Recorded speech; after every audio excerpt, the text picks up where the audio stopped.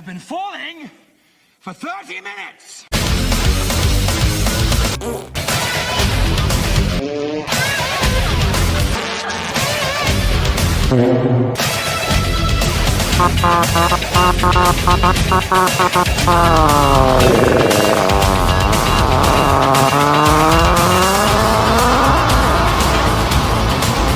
If you actually think that I was just the right gay guy, gay guy, gay guy, gay guy, nigga, gay guy, gay guy.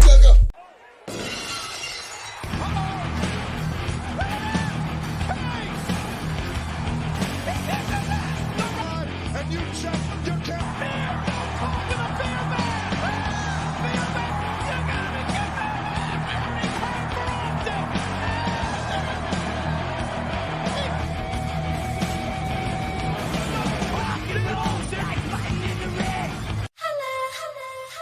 I'm a kiss in the backseat. You know just how we do. Ladies and gentlemen, it is the world's wokest warrior, primitive-sided, toxic fanboy aligned with the like-minded, Tony Tone Deaf, rocking with you. I want to welcome one and all to the Clown World Review, and son of a bitch, we're on time today. Every Tuesday, 5:05 Pacific time, 8:05 Eastern. I like that. It's like it gives that old TBS vibe, you know, Saturday night kind of vibe. So, it is the Monday Night War retrospective. We are closing out year one of the Monday Night War, September 5th, 1995. It all started. Tonight we're going to be covering August 19th, 96, and August 26th, 25th, 26th. 26th. Yeah, math is hard. Math is very hard. Yeah, we're closing out the first year. What a year it's been. Over on Raw, we gradually transitioned from King Mabel to Vader, which is an improvement. Over on Nitro, wow, big things have happened. It's almost like a completely new show compared to when it first debuted. Biggest change probably being the transition from Hulk Hogan to Hollywood Hogan. We're just seeing Hogan really find himself as a heel right now, and it's a real fun time. So before we get into any of that, and excuse my manners, may I say rest in peace, Gilbert Godfrey. You were a big part of the pop culture zeitgeist for a long time. You're one of those personalities that, you know, I don't see many people who don't like Gilbert, Mr. Godfrey, and yeah, the world is a lesser place without you, man. So rest in peace. Yeah, you will be missed, definitely. So let's roll over to the panel now, introduce everybody joining us tonight. First, he's got the red, white, and blue running through his veins like he's Demi Lovato. He was born and raised in the USA, like Barack Obama. Ladies and gentlemen, Mr. Etep Wokuian from Etep Wokuian's Place to Be Reviews. Come on, rip the hoodie off like Hulk, you know. I just bought this. I don't down the middle, that. Bro. I just gave myself an aneurysm. Hi, it's me, Etep Wokuian, all decked out in the black and white tonight. Yeah, because it was we had some great NWO stuff this week, and you were talking about the show being different from a perspective of what it was when we started. And yeah, I'm going back and watching the episodes now. Like I said, I just finished episode 2, which is out for the channel members.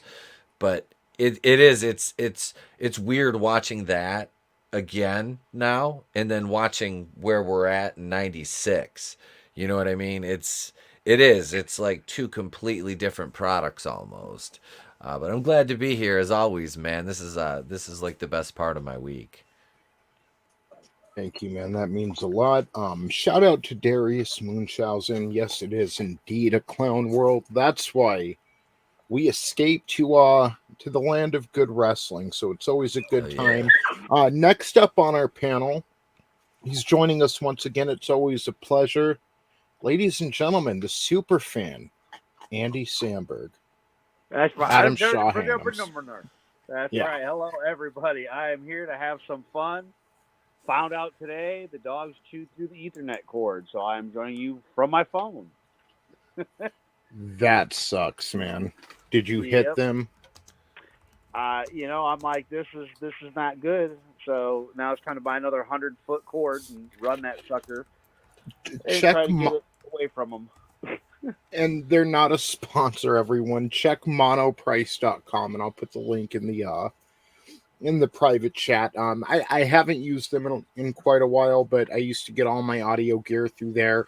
Any cords, any electronic cords, whether it be phone chargers, mic cables, Ethernet cables, anything. They have a pretty good price, and it's a good product as well. Definitely cheaper than most places I've found when it comes to that stuff. They make it, look, Guitar Center, Best Buy, all those places, they make a killing off of cables. There's no need for them to be that expensive, but they are. Hey, a litter of Breeze. Nah, she ain't that cute. No, she ain't that cute. No. So, yeah, I'm putting that in the putting that link in the private chat for you now, Mr. Superfan. Awesome. Yeah, see, they were watching here when I sent the pictures to you, and look, they're practicing what they watched on TV. Oh, it's a puppy elimination chamber. That's right. So cute. So, yeah, with that being said, R.A.P. Gilbert Godfrey, you've met the wonderful panel, and for some reason I'm still singled on Adam, and I don't know why, and now it's going to be awkward if I take him off. So we're doing the show like this tonight. There you go. Yes. So we're a week out from WrestleMania now. We talked about it a bit last week. And I haven't watched a shit bit of current wrestling since then. I don't even know what happened the next night on Raw. I don't know what happened on AEW. I don't know what happened on SmackDown. And yeah, I'm at peace. I'm at peace with myself. But I can say that I have seen Stone Cold Steve Austin wrestle a match after Triple H is long gone and retired. So that makes me feel good. Yep. Yes. Got the last laugh on Triple H and Owen Hart. So yes. I forgot my Owen Hart figure. Damn it! I'll drop you yet, Owen. You son of a. Damn it! Right. Damn it! That's on no his fans good. only page. Watch Nugget fall from the sky. That's hilarious. My name on OnlyFans is Falling Nuggets. All right, back to the wrestling. I'm sorry, Tony. That's hilarious. See, I'm trying to go through here looking for some interesting wrestling news. Not articles, but actual news. And I don't. Tammy Lynn Sitch killed a guy. Speaking of killing a guy, Cain Velasquez issued his first statement since arrest. I heard it was something like someone touched his kids or something. He killed them. I don't know. Well, then if they touched his kids and he's well within his he should have done it. Yeah. So what's up with Sunny? How did she a car accident. She hit a guy. She was driving. It must have been like her boyfriend's Mercedes because she doesn't have a driver's license. And she plowed into this dude was like 75. He was at a stop and she plowed into him and he ended up dying from the injury sustained in the accident. That sucks. It's like the last time I did see any pictures of her or anything, and I've looked for it so it can show everyone. I should have frickin' saved it, but she was it looked like she was trying to get her life together, she was she was with Diamond Dallas Page and she was looking a lot healthier, and so that's sad, I know people are, well, at least she wasn't the man who died, but it sticks with you. PCU does die when something like that happens. And That depends. Does she actually have a soul? You know? I think so because, well, no, Sean banged her before he was reborn. Maybe not. I was gonna say he like injected some soul in her, but No, Farouk did that. So, maybe Cain more so Velasquez- after doing Ziggler. Yes. You know. I'm here to show the world. That's not right. That's why he's on NXT, baby. So Cain Velasquez tweeted out, "To everyone that has expressed your support, my family and I will never be able to thank you enough. From the bottom of our hearts and the depths of our souls, we are forever grateful for your love. Your selfless gestures and kindled words have given me strength in my darkest times. This story is complex and slowly unraveling as we speak." So, just for a catch-up, let's go back over here to a couple weeks ago, over a month ago now, March 1st. Cain Velasquez is still in jail and has been charged with attempted murder. As noted, there was a shooting near San Jose, California. Monday, in San Jose, police said Velasquez was involved. Shooting happened around 3:14 p.m. Police would not confirm Cain's role in the incident, but one man was taken into the hospital with non-life-threatening injuries, and another man was arrested. The motive and circumstances surrounding this incident are still under investigation at this time. Yeah, I heard it had something to do with someone touching his kids. I don't know how true that is. I haven't really caught up with the story, but that face right there, it looks like the motherfucker got what he deserved type face, you know? Like he doesn't look very regretful in his mugshot. So, yeah, I mean, it's awful that this situation happened, regardless of the circumstances. It's awful that his family's having to go through this. So yeah, I wish Mr. Velasquez all the best, and hope I never find myself on the wrong side of them fists, because I wouldn't want to get this guy pissed off. He hits hard. He hit Brock Lesnar pretty damn hard. Like, I'll say, didn't he beat Lesnar? I think he did. Yeah, and you know, he helped us with a few others. He helped us realize that Brock Lesnar, he's a specimen, he's a prize fighter, but man, he don't like getting punched in the face. No. So, don't matter how big you are, getting punched in the face is getting punched in the face. Shout out to Brutal Morningwood. Great to see you, brother. Xerxes Casanova, thank you for joining us. 24 Eyes, what's up, brother? It's great to see you. Great to see everyone in the chat. Always a good time. So here this week, we've actually got a preemption on the week of the 26th of August. So we're going to have Raw and Nitro from August 19th. Then Nitro from the 26th. There is no Raw. Next week, they're preempted as well, but they do get a Thursday, Raw Thursday. So we'll go through that physically, real time next week's show. So, yeah. Shout out to the lovely Sherry. Great to see you.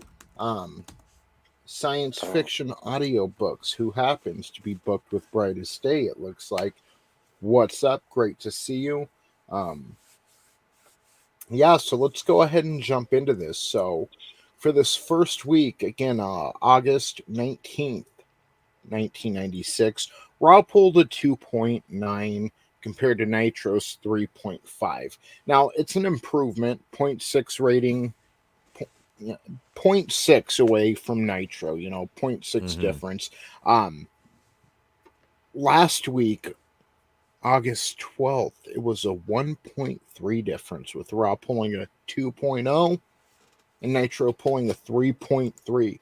Now, the ratings get a little interesting as we head into next week in the preemption, and how much of Raw's audience went over to Nitro for those weeks when it ran unopposed. We'll get to that here in a little bit. But yeah, again, this is week whatever in that like 83 week win streak for Nitro. It's going to be a while before Raw comes back, and really they haven't gotten out of second gear yet. Vince and starting with these shows, Vince is off commentary now. I don't know if he's going to remain off commentary, but for tonight's episode of Raw, the 19th, we have Kevin Kelly, Jim Ross, and Jerry the King Lawler, and they are in Wheeling, West Virginia at the Civic Center. Your current world champion, WWF champion, is Shawn Michaels. The Intercontinental Championship is now vacant, and a tournament's being set up as Ahmed Johnson injured his kidney, so he had to undergo emergency surgery. My kidney. Yeah. You ready to be weak? Did you go? And the tag championship is held by the Smoking Guns. Meanwhile, over on Nitro, it's emanating from Palmetto, Florida. Oops, excuse me, wrong week. It's emanating from Huntsville, Alabama, at the Von Braun Civic Center. Your current world champion is Hollywood Hulk Hogan. Your U.S. champion is Ric Flair. World tag champions are Harlem Heat. Your world television champion is Lex Luger for some reason, because he's not doing much for that title. You would think putting it on someone like Lex would do more, but the title's not emphasized. It's more kind of forgotten about and buried under him. And our cruiserweight champion is Rey Mysterio. So buried and forgotten, kind of like the second coming of Hogan that he was supposed to be. Yes, exactly. Get back on the bus, narcissist. No one wants to see you. The Lex Express. So yeah, for Wait, Nitro. Tony, did you say you said Lex Luger, didn't you? What? You said Lex Luger, didn't you? What? You said Lex Luger, didn't you? What? I am sick and tired of playing around with kids. No, he meant stupid. What? I'm here to get on with the big boys.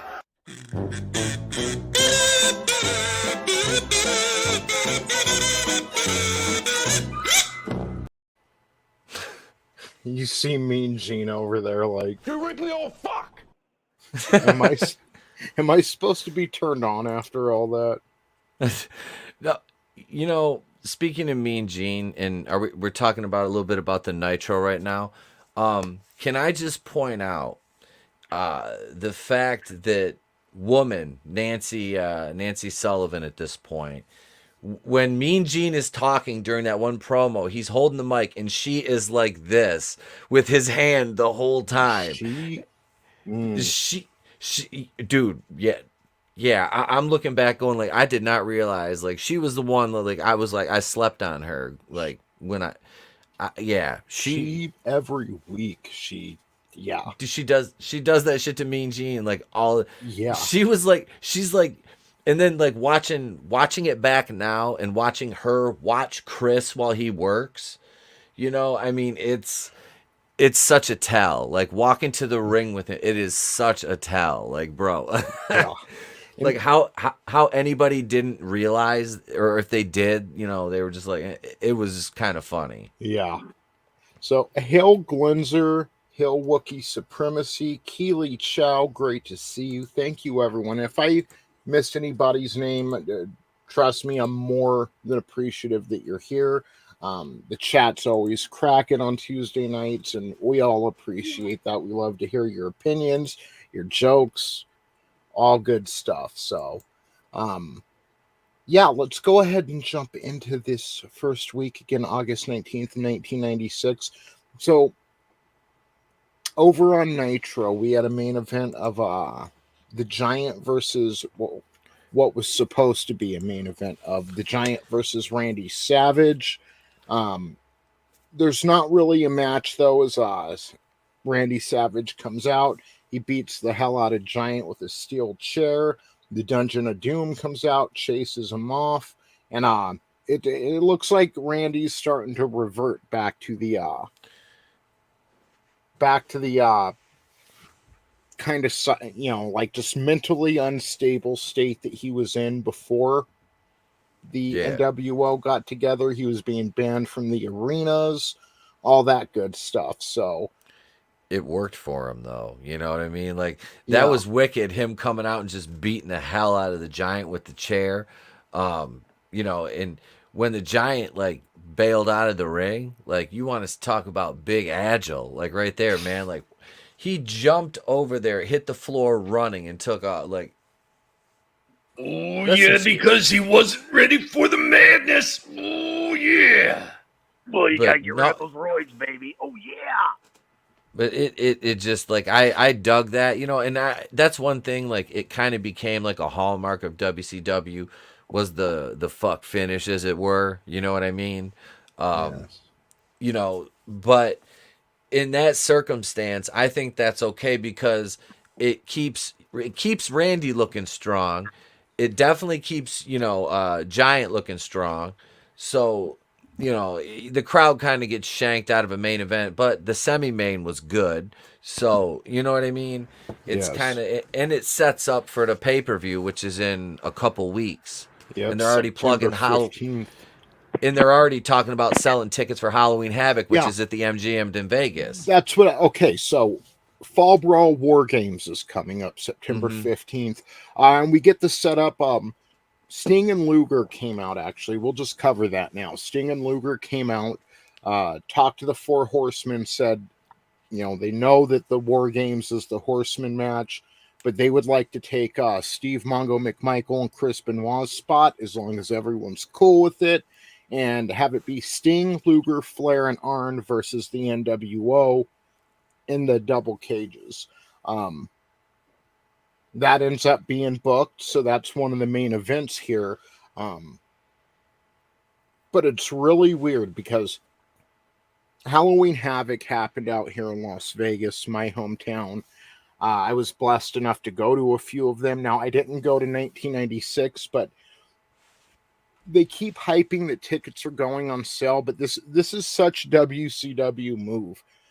They already are announcing the main event for Halloween Havoc, which is going to be Randy Savage finally getting some retribution as he goes one-on-one with Hulk Hogan, Hollywood Hogan.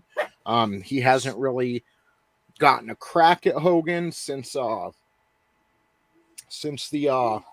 turn, the big heel turn. So, and obviously in War Games, they're not going to put the title on the line. So that will be a WCW World Heavyweight Championship match. Will we get a title match in the meantime? I don't know. Giant was out there every week defending that thing, and that's one thing you can give to this guy. Number one, he needed the practice. He's still new and green, but he was a fighting champion. He was out there every week defending the title. Now that Hogan's got it, we haven't seen much of Hogan. So we're starting to get into that era where it's like you may go a week or two at a time without even seeing the title on TV. And yeah, this main event here, going back to the Giant and Randy Savage, this sets up the Giant versus Randy Savage at War Games at Fall Brawl. Some other matches that were announced is Scott Norton versus Ice Train, because they've been feuding longer than they were a fucking tag team, but whatever. They were a tag team for like 2 weeks, I think, maybe a month. You know what I mean? And they've been feuding since they had their first match at Road Wild, wasn't it? And then because Norton attacked Ice Train at the CompuServe table, if I'm remembering the promo correctly. Yeah, so Ice Train's all bandaged up. And they've been going back and forth. So, and Norton's on a little bit of a streak because he went over in his match, I think, against Disco, which, I mean, it is what it is. But Norton looked always solid in the ring. That was the thing I liked about him, was like, this dude, and he could sell too. He's pretty agile for a big guy, especially being as blocky as he was. But yeah, man, look, both of these wrestlers, not to cut you off, but both of these wrestlers were big in Japan. You have Prince Albert and you have Scott Norton, both stars over in New Japan. In my eyes, Scott Norton is like immensely more popular than Albert, but he gets treated like he is Albert. You know, like like he was qualified. He would have been such a good United States heavyweight champion. Give him like a 1.5 year run with that title, but they never really got behind him unless he's fighting someone like Ice Train. Well, that was the thing, though. The tag team together, you know, they started off, here's a new tag team, and they fed them to the Steiners, right? Like, jobbed them out their first appearance. I don't think they got one solid victory over any team, at least on Nitro, where everyone's watching. It might have been on like a Saturday night or worldwide or main event, something like that. Did Norton hold a title in WCW? I don't think so. He did in Japan. Hang on. Look that up. And real quick, while Etep's looking that up, I'm just going to announce the last match announced for Fall Brawl this week. It was DDP versus Chavo Guerrero, and where this comes from, we had a Clash of Champions last Thursday, or August, whatever it would have been, the 15th, whatever. And DDP and Eddie Guerrero had a match, and it was a pretty good match, and Eddie Guerrero comes out on top. He defeats DDP. After the match, he goes to shake Page's hand. Page hits him with the diamond cutter. Then he hits him with another diamond cutter, and Bischoff, who's recapping it, is like, diamond cutter number 1. It's like, isn't that number 2, Bischoff? Then he takes Guerrero, sets him up on the top rope, and gives him a third diamond cutter off of there, which Bischoff labeled number 2. But yeah, so Chavo had... What's up? Numbers are hard, Tony. Yeah, they are. So they're really hard. I mean, I get these dates. Yeah. I need Scott Steiner to do the math for me. But yeah, so Chavo Guerrero, who just debuted a couple weeks ago, he wants to avenge his uncle. So tonight on this edition of Nitro, August 19th, Page and Chavo went at it. Page wins with the diamond cut. No. Page goes to diamond cutter, but Chavo counters into a backslide for a 3 count. And then same thing. Chavo gets the win, but Page starts diamond cutting him after the match and kicking his ass. He pulls Nick Patrick, which now we're in the territory with referee Nick Patrick, where he's bought and paid for by the NWO. So he's making a bunch of fishy calls, doing a bunch of stuff that's pissing everyone off, and they're asking him what's going on, and he's acting like he's in the Senate or House of Representative. Like, he'll do something blatant and be like, no, I'm just doing my job, you know.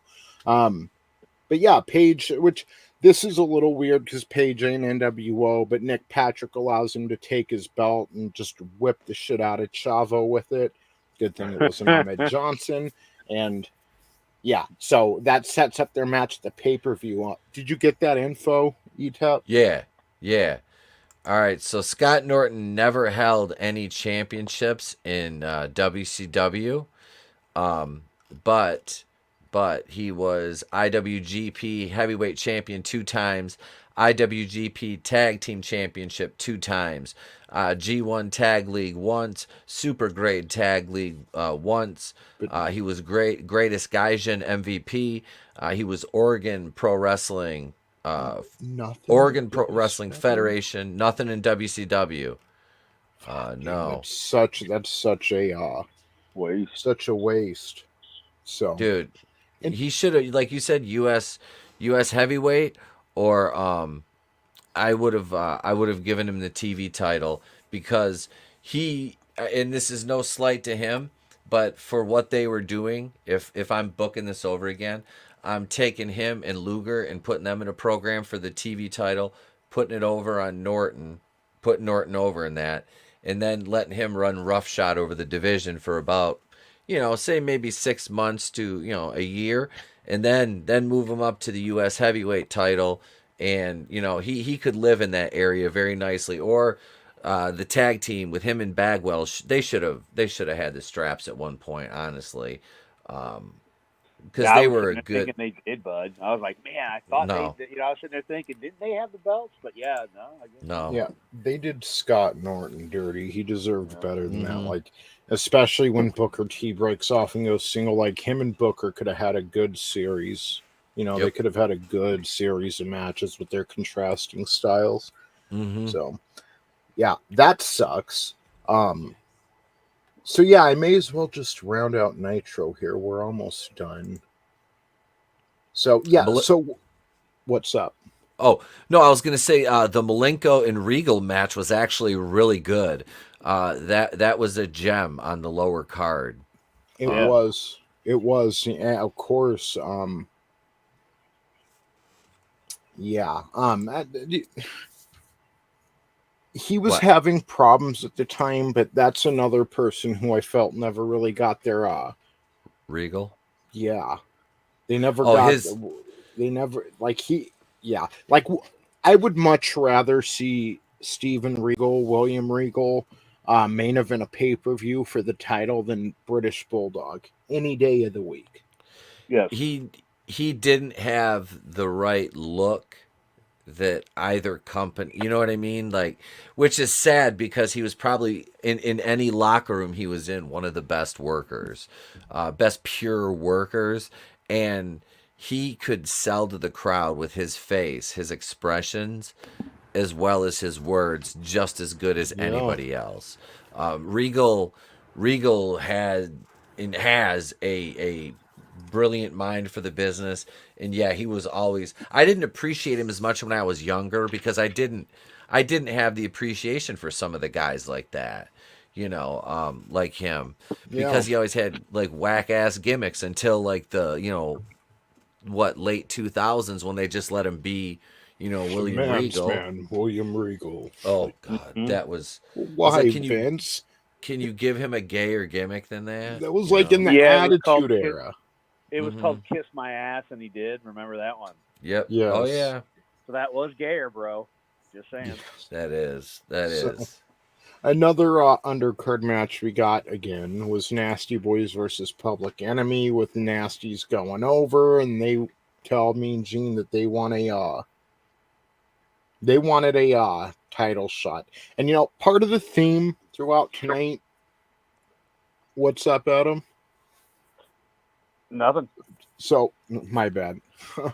Part of the theme tonight is, a lot of the wrestlers the past few weeks. Ric Flair was gone for a week or two in Japan. A bunch of the wrestlers were overseas working shows. So, WCW's got a full house tonight.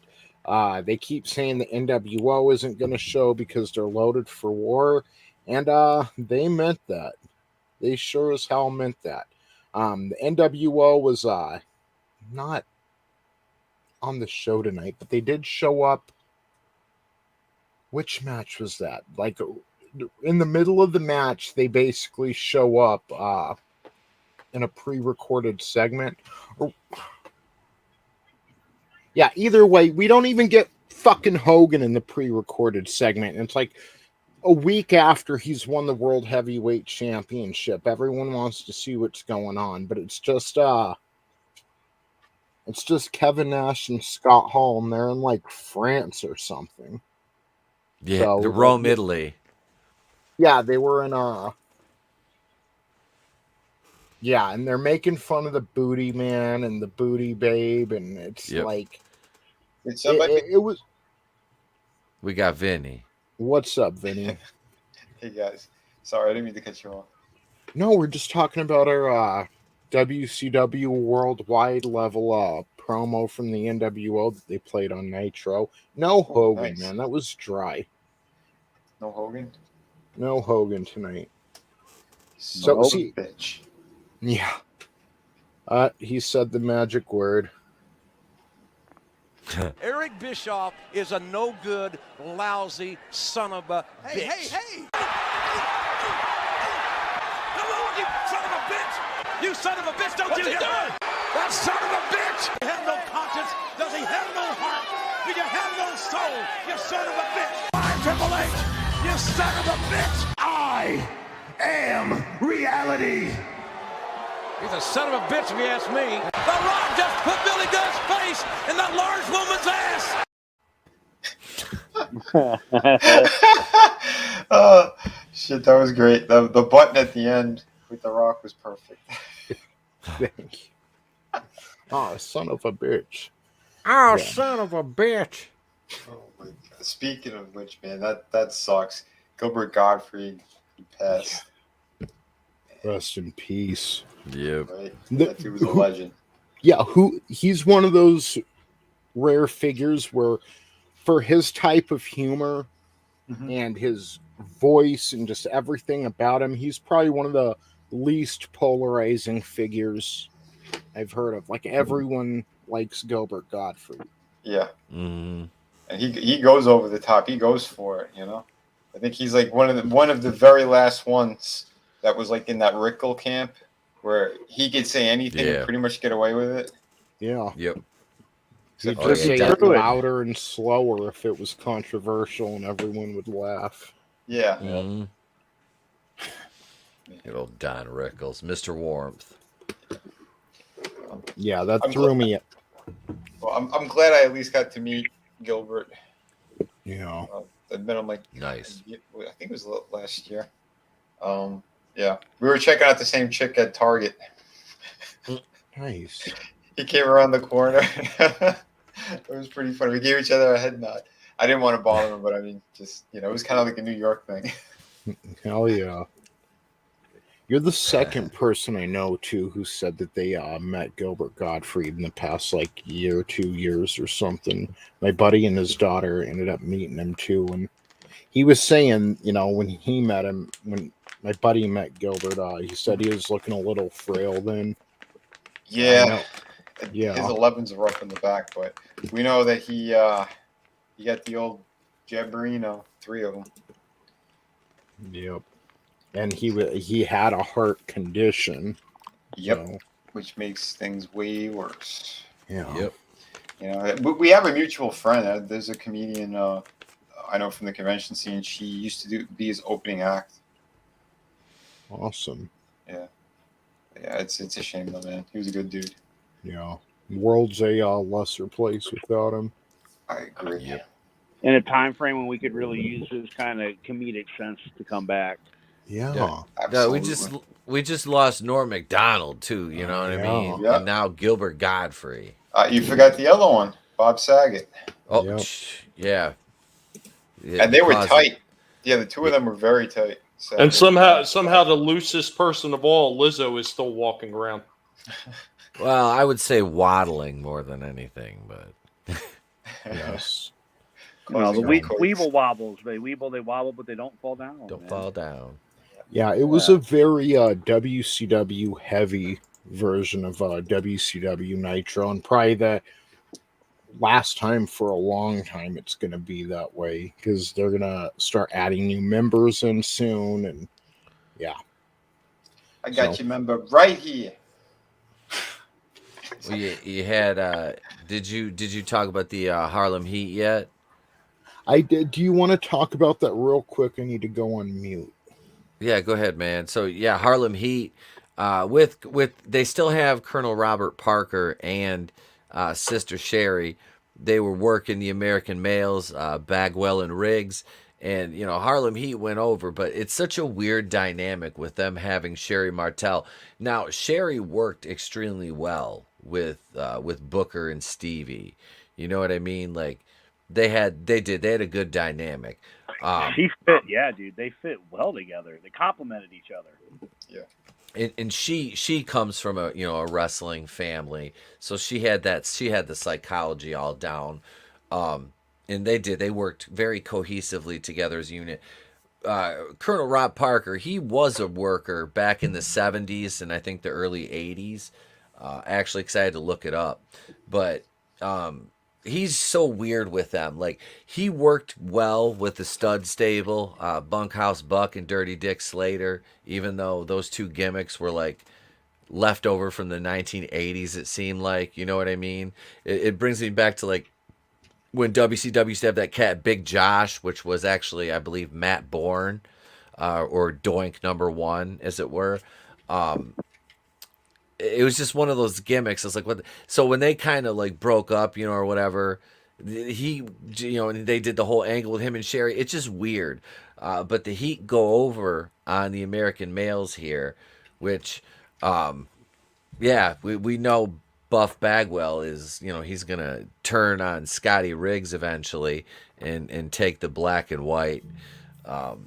And you know, Buff Bagwell, Marcus Bagwell, had a promising career. He really did.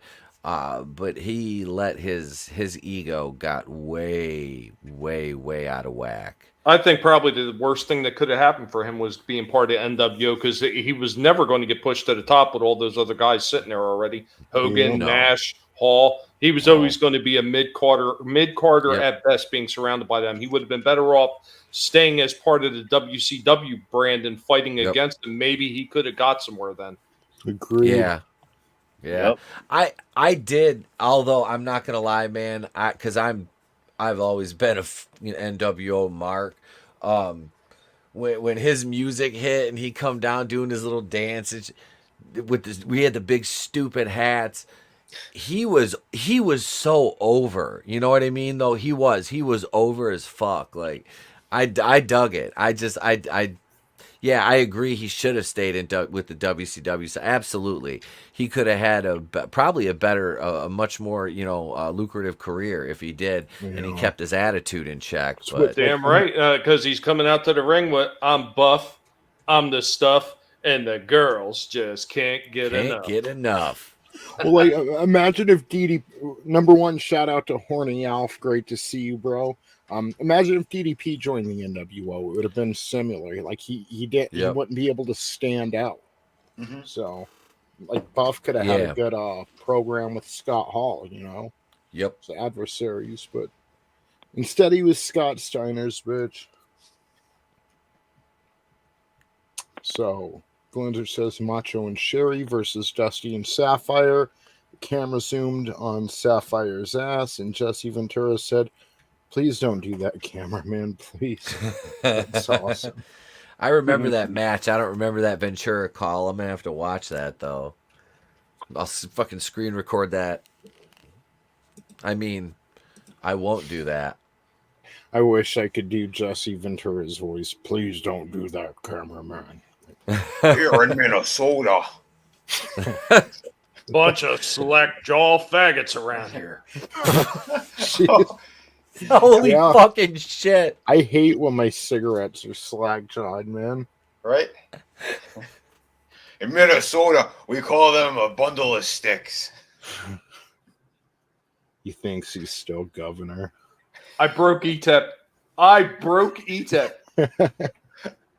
Frankie had a good one. I don't know if I should say it on air, though. Now I want to hear it. You want me to say? It was regarding a certain gay frog in Jersey. He called him a frogget. Frogget. 100% frogget. I fucking love you, Tommy. I ain't got time to bleed. Hail Frankie Mexico. knows. Hail Frankie. All right, I'm better. I'm all right. Yes. So, and you know, that's really it for Nitro. It was just really setting up for Fall Brawl here in a few weeks. It was okay, but just like right now, their hottest angle is the NWO, and having such a not having them, you know, in the show, it kind of hurt a little bit, you know. It like took away from the excitement, but they're still kicking WWF's ass at this point in the ratings, so they can afford to get away with that. And what I like is, okay, so next week, the August 26th show that we're going to cover here in a little bit, they run unopposed to WWF. They knew people were going to switch over and watch, and they made that show. It was a banger. So, good stuff. Over on Raw, again, we have a tournament set up for the Intercontinental Championship. The competitors are Owen Hart, British Bulldog, Steve Austin, Mark Merrow, Psycho Sid, Triple H, Savio Vega, and Farouk, and we're in the first round of that. There's a shitload of dark matches. Is there? I'll just run through them real quick because they're a bunch of fucking no names. You have Rick Attack on Titan defeating Frank I'm Not Stallone Stiletto. Flex Cavana defeats David Haskins. The Stalker defeats Justin Bradshaw. The Stalker was Barry Windham. Frank Stiletto defeats Lou Marconi. Mark Merrow defeats Jerry Lawler, and The Undertaker defeats Mankind. Now, I wonder if... dark match? Yeah. I wonder if it's because they're preempted, so they're going to not have Raw next week, and then they do have a Raw Thursday, but they could be filming that at a different time, because usually when they're filming 17 episodes of Raw the same night, they don't do dark matches, so... Yeah. So we'll just run because of the tournament, we'll just run down the card as normal for this one, and then we'll highlight the quote unquote bigger happenings on this show. So the first match in this Intercontinental title tournament is Owen Hart versus British Bulldog, which they're I want me title shot. Sorry. Yeah. Beat me to it. Nugget. Yeah, well, the good news here is Davey Boy Smith is finally getting his title shot. That is until Owen hit him with the spinning heel kick, chops him down, and kicking his ass. And what is it? No, he wins by a count out, actually. Yeah. So that's the worst. That's the worst. Like, you didn't even get pinned. You lost your title shot from a count out. So Owen advances. Yeah. Lost me title shot. And this was a good match. I mean, it was Owen Hart versus British Bulldog. It's probably one of the better matches I've seen Bulldog in the past year. We get a clip reminding us that Farouk basically dented Ahmed Johnson's kidneys. Yeah. Yeah. So Mark Henry is shown signing autographs, and it causes a confrontation between him and Vader. Such a young-looking Mark Henry too. At that, and what sucks too is like he quickly became one of my favorite wrestlers when he just went fucking vicious. He was just ruthless there in like 2011 or around that time. And it took him so long to get there, but it's like that would have been another really good opponent for Stone Cold Steve Austin if Mark Henry was on that mean streak back then, you know. That would have been real interesting. The matches would have Henry versus The Rock. Yeah. Yeah, oh yeah, those could have been amazing. Yeah, why were they keeping him a babyface for so long? Because they just fucking didn't know how to use him. Like, apparently, because I know he was wanting to turn heel forever. Yeah, I know he was heel in the Nation and with D'Lo Brown, but he wasn't like that vicious heel. He was basically D'Lo Brown's manager and tag partner every now and then. Yeah, they would like making him like the muscle or whatever. Like, stop doing that, man. Make these people intimidating. See, that's my problem right there. Take mean Mark Henry, who was running Big Show through cages and shit, and put him up against The Miz. I mean, The Miz isn't... they're polar opposites. I don't like The Miz because he's not believable. I would never be afraid of someone like that. But if someone like Mark Henry was fucking coming after me, that size, that look in his eye, like, I'd be a little worried. So, speaking of Vader, he comes out with Jim Cornette, has a match with Freddie Joe Floyd. Tommy, who do you think won this one? Floyd lost, right? Because he couldn't breathe? Well, I think that this stuff will make you a sexual Tyrannosaurus, and it doesn't matter who won because I actually won.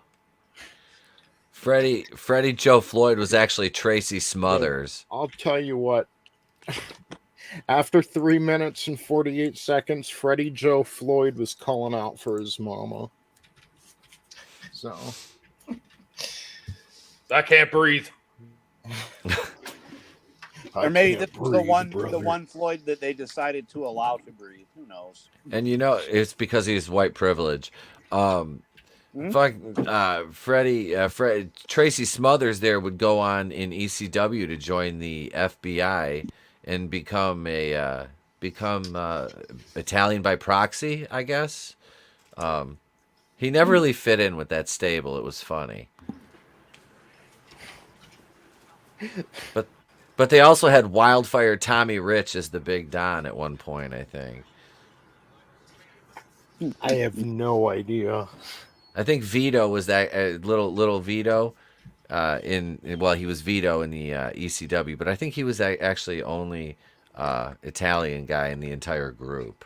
It was like when the Nation of Domination was started by two white guys. You know what I mean? They're like, Vince is like, we gotta get the black guys in there. Get rid of these two crackers. Got them out of here. They didn't have time to have color in there. Oh, I see. Sorry, I jumped ahead to the main event where you guys were talking about putting color in there. So Paul Bearer, who what about yellow? Yellow's a color. Lockdown. People screaming and starving. Emperor Ping. Yeah, no shit. He's apologizing to fucking not the people who are starving. He wasn't apologizing to the Chinese people. He was apologizing to the people who were causing the starving. And now I wonder if they're apologizing about that, you know? They're all very sorry, aren't they? I'm so sorry. As they're all counting their money. So sorry that they are going back into lockdown again. Yeah. Right. And the worst part, I don't want to hear about, well, it's going to cost us a lot of money because the CCP keeps most of the profit. They keep way too much. Like, that's why I wonder, everyone's like, well, China has 1 billion people. Duh. When I ask, why do we even cater to them? But they're not making that much.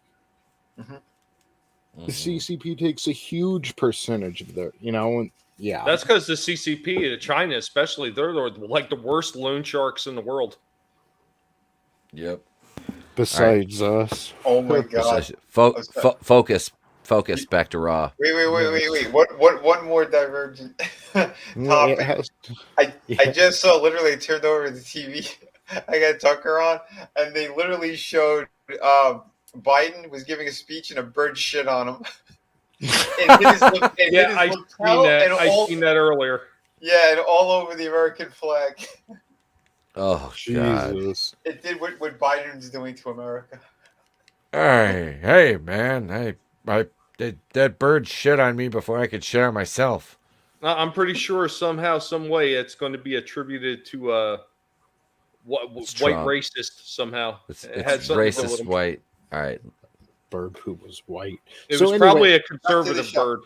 Yeah, that was our side trail on John Cena, so it was totally related. And yeah, so okay, Paul Bearer brings out Mankind. Paul Bearer just turned on Undertaker at SummerSlam a few weeks ago, and for the first time ever, Mankind meets Jim Ross in the middle of the ring, who asks, why did he turn on Undertaker? Bear says he was tired of carrying the Undertaker around for the past 6 years.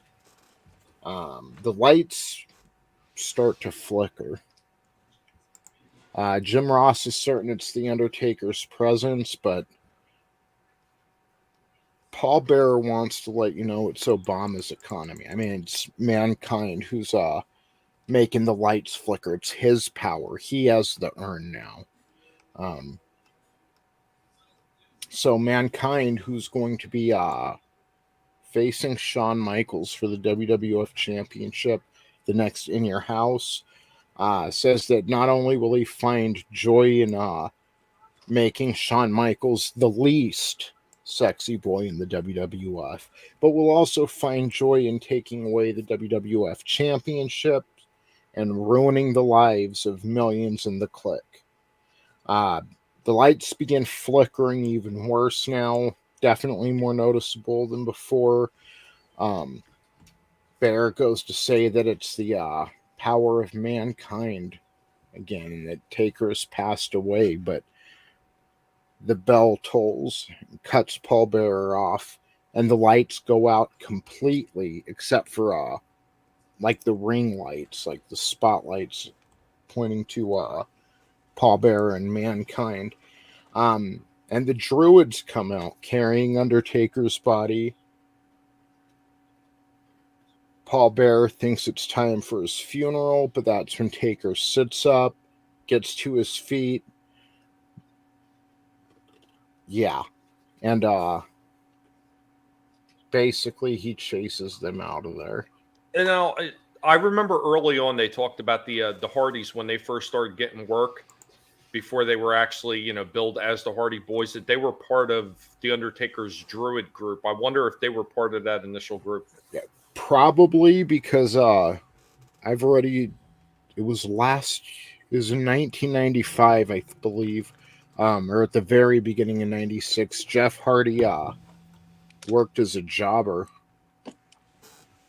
He worked as a jobber. He had shorter hair, and yeah. Oh, yeah. He was lying about his age. He got hired when he was 16, but he had told them he was 18. Hey, man. Once you say it, just stick with it. Yeah, it was. It was Triple H versus Jeff Hardy. And then he also wrestled Razor Ramon. At least he didn't have to wrestle New Jack like Mass Transit when he lied about his age. Right.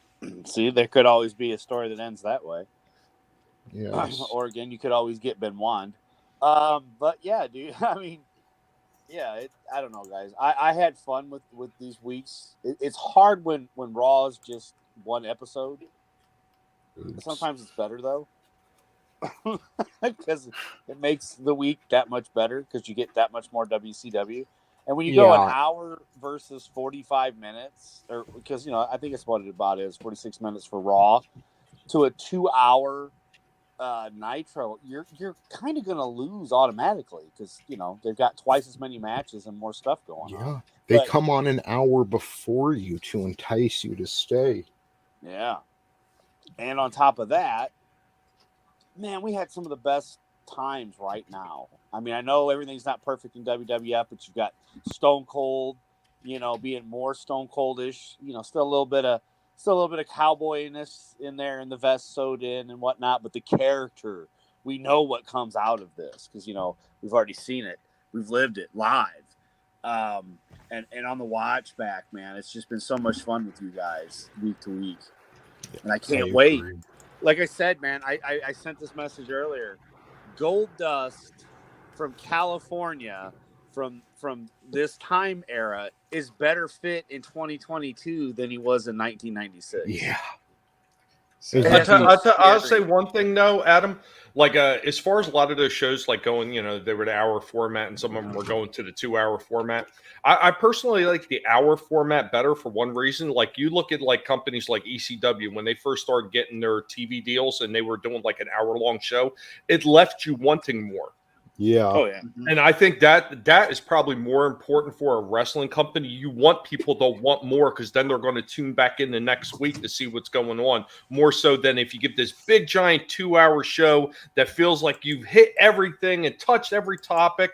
Okay, maybe there's still some interesting things going on, but it's not the desire. It's not that strong desire, I should say, as like the shorter shows that you just feel like there wasn't enough to it. Yeah, and look, one reason it leaves you wanting more is because when they have to fill out 2 hours every week, I've seen some wrestling promotions come up with some really stupid ideas. Mae Young giving birth to a hand, Yeah, Yep, exactly. The time fillers. Yeah. Yeah. So if you have an hour, you're just trying to get as much across to the fans as you can. You don't have time to think about that other garbage, the parts that usually don't make the show worth being 2 hours or 3 hours. So But Tony, the birth of the hand would so pay off if the hand shows up to wrestle Mark Henry in AEW. it would it'd be a badass lucha type wrestler. Should I show the hand video? Do it. Get the trash can. Get the trash can and go over. Get out of the way. Come on. Bear down. You got to have that baby. Come on now. Relax. Okay. Come on, man. Excuse me. Take that thing out of your mouth. Please behave. Are you sure?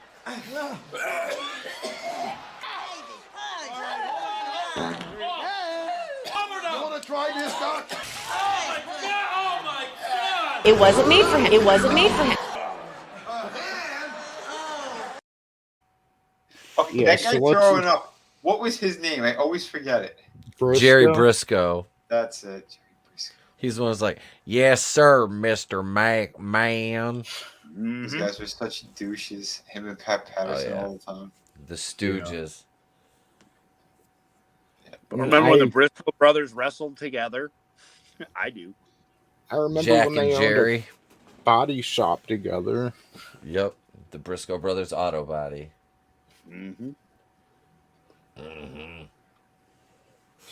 They were like the WWF's answer to Ole and Arn Anderson, the Briscoe brothers. The dream match we never got. So Arn and Ole versus Jerry and Jack Briscoe. One day up in heaven.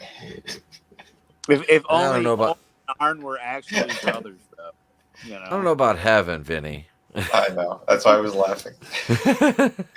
I didn't know they weren't related. I never looked that much into it. Superfan. What, Arn and Ole? Yeah. Yeah. Yeah, no, they weren't actually brothers. Man. I thought they were like the Hardy Boys. I don't know. They looked a lot alike. They were the hairy-chested Hardys. Thought they were like the Dudley Boys, where they were blood brothers, Right. So yeah, Glenzer, I agree. When Raw went 3 hours, it was over. Like, it's too much. It's too much wrestling. Even if you do 2-hour shows a week, that's a bit too much, But yeah, 3 hours is way too much. I remember Briscoe and Patterson groping China in the ring. I don't know if I remember that specifically. I remember around that time, though, but yeah, that's kind of gross. Patterson felt nothing, and then he did. He wasn't sure. No one was. So, yeah, Taker chases Mankind and Paul Bearer out of the ring. We get a promo for Stalker Barry Windham. He's coming to the WWF soon. And yeah, that's kind of it. One thing, too, let me jump back over to WCW. See, we're watching this in kind of like double time. We're doing 2 episodes of Nitro a week. Even playing 2 episodes a week, they have been playing that fucking Glacier promo. Yep. Forever now. I could only imagine they had to have hyped him like for 3 or 4 months in real time. Like, they have been playing that promo and the same one. Yep. No new for footage. Seems like ages. At this point, it's become like a bad infomercial, or like those people that call your phone all the time and ask you if you've got some kind of insurance coverage for your car. Yeah. Do you have an extended warranty? Yes, I'm tired of the Kmart wannabe Mortal Kombat Sub-Zero vignettes. How long ago did we come out and say, like, oh, they're starting to play the Glacier promos? It's been a long time. It has been. I think he debuts actually on Saturday night before he even comes on to Nitro, I think. And I think that already happened. It might. No, I think those vignettes were the reason that they came out with the spam block later on. No shit. No shit. And the sad thing is, if they would have given this guy another gimmick, he probably would have gotten over, but they were trying to cash in on that Mortal Kombat heat.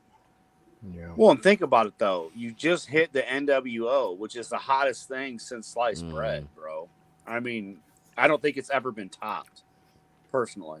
No, it hasn't. Before it got too bloated and everything. But... Yeah.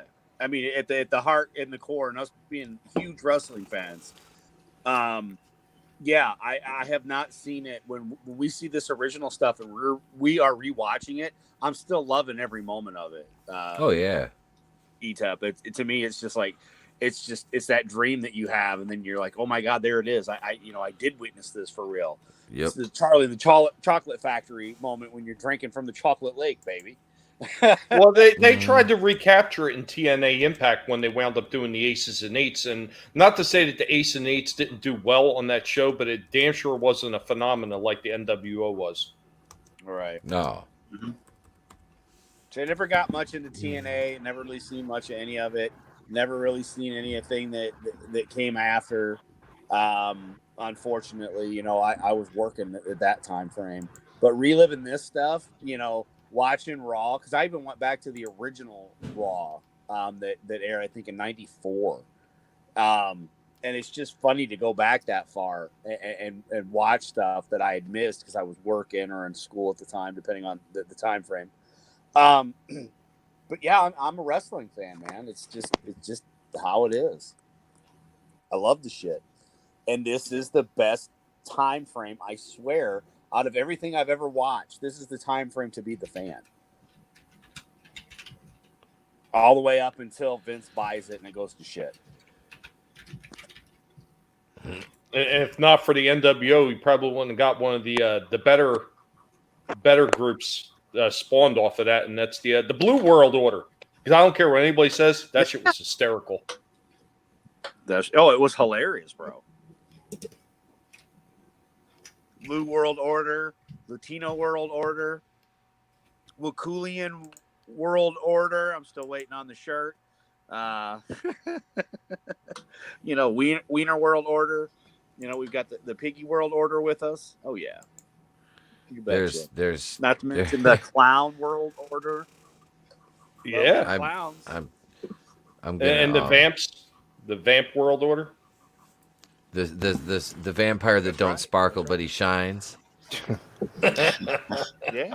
So I went on Tommy's stream yesterday, and I shared the picture of me and Draven together just because you haven't met him yet.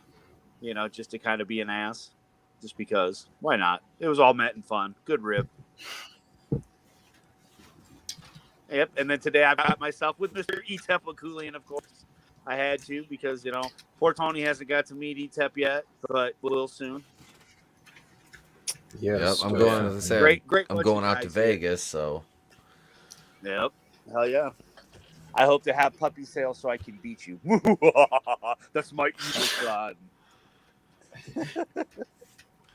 So going back to Raw, I hate it when they do tournaments like this. So we had Owen and Bulldog. Now we have a Final Four Battle Royal. Did we miss one of those? No, we didn't. No. So we didn't miss one of them, but we have a Final Four Battle Royal. And it's for a WWF title shot. I was thinking Intercontinental. I'm like, wait, because I was thinking I didn't know this had anything to do with the tournament. I'm retarded. So we get a Final Four Battle Royal. Goldust, Savio Vega, Steve Austin, and Psycho Sid, since Ahmed Johnson was taken out of action. He had won the Battle Royal last week, but obviously had to forfeit that with the Intercontinental title. So the winner of this match will get a WWF title shot on Championship Friday, September 6th, and we'll actually be going over that. That's going to be the next Raw, because there's no Raw the week of the 26th. And then, so we'll go over that next week, this September 6th Raw. They play that instead of preempting it 2 weeks in a row. Moved the second week to Friday. So, they have the Battle Royal.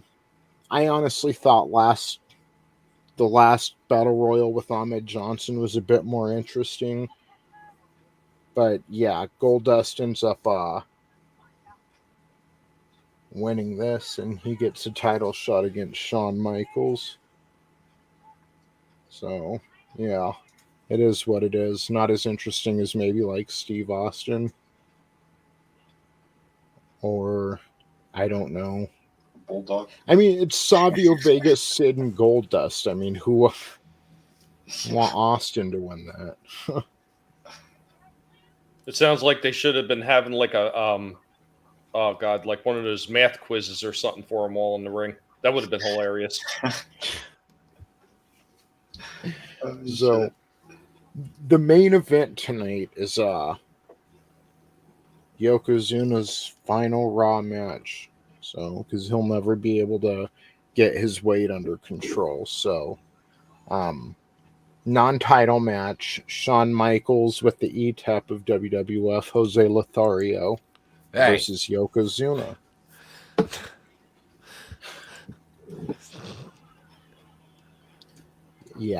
Shawn wins this with sweet chin music and nothing special.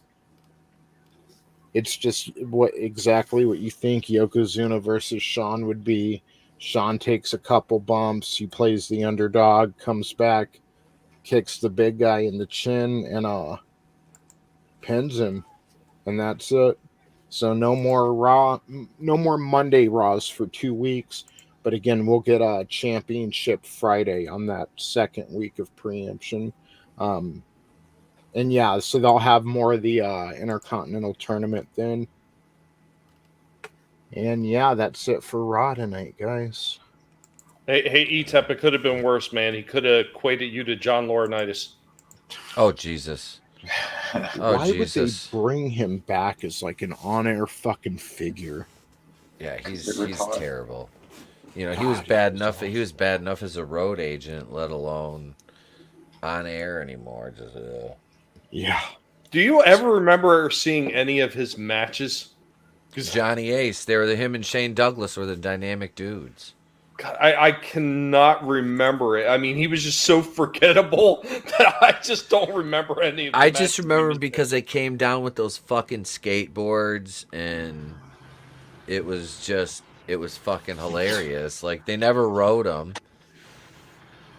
They just carried them around. Carried them. They wore those neon colors, and they looked ridiculous. Yes. They look fucking ridiculous.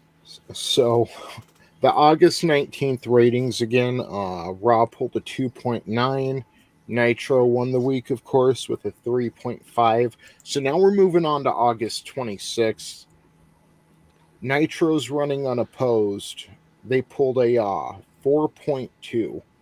So they pulled over about a little over 20% of Raw's audience.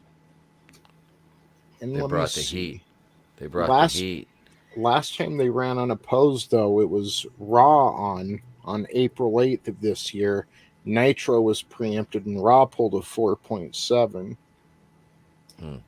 So, in fact, Nitro ran unopposed a couple weeks before that and only pulled a 3.7. So, I think WWF still has the largest rating we've seen so far.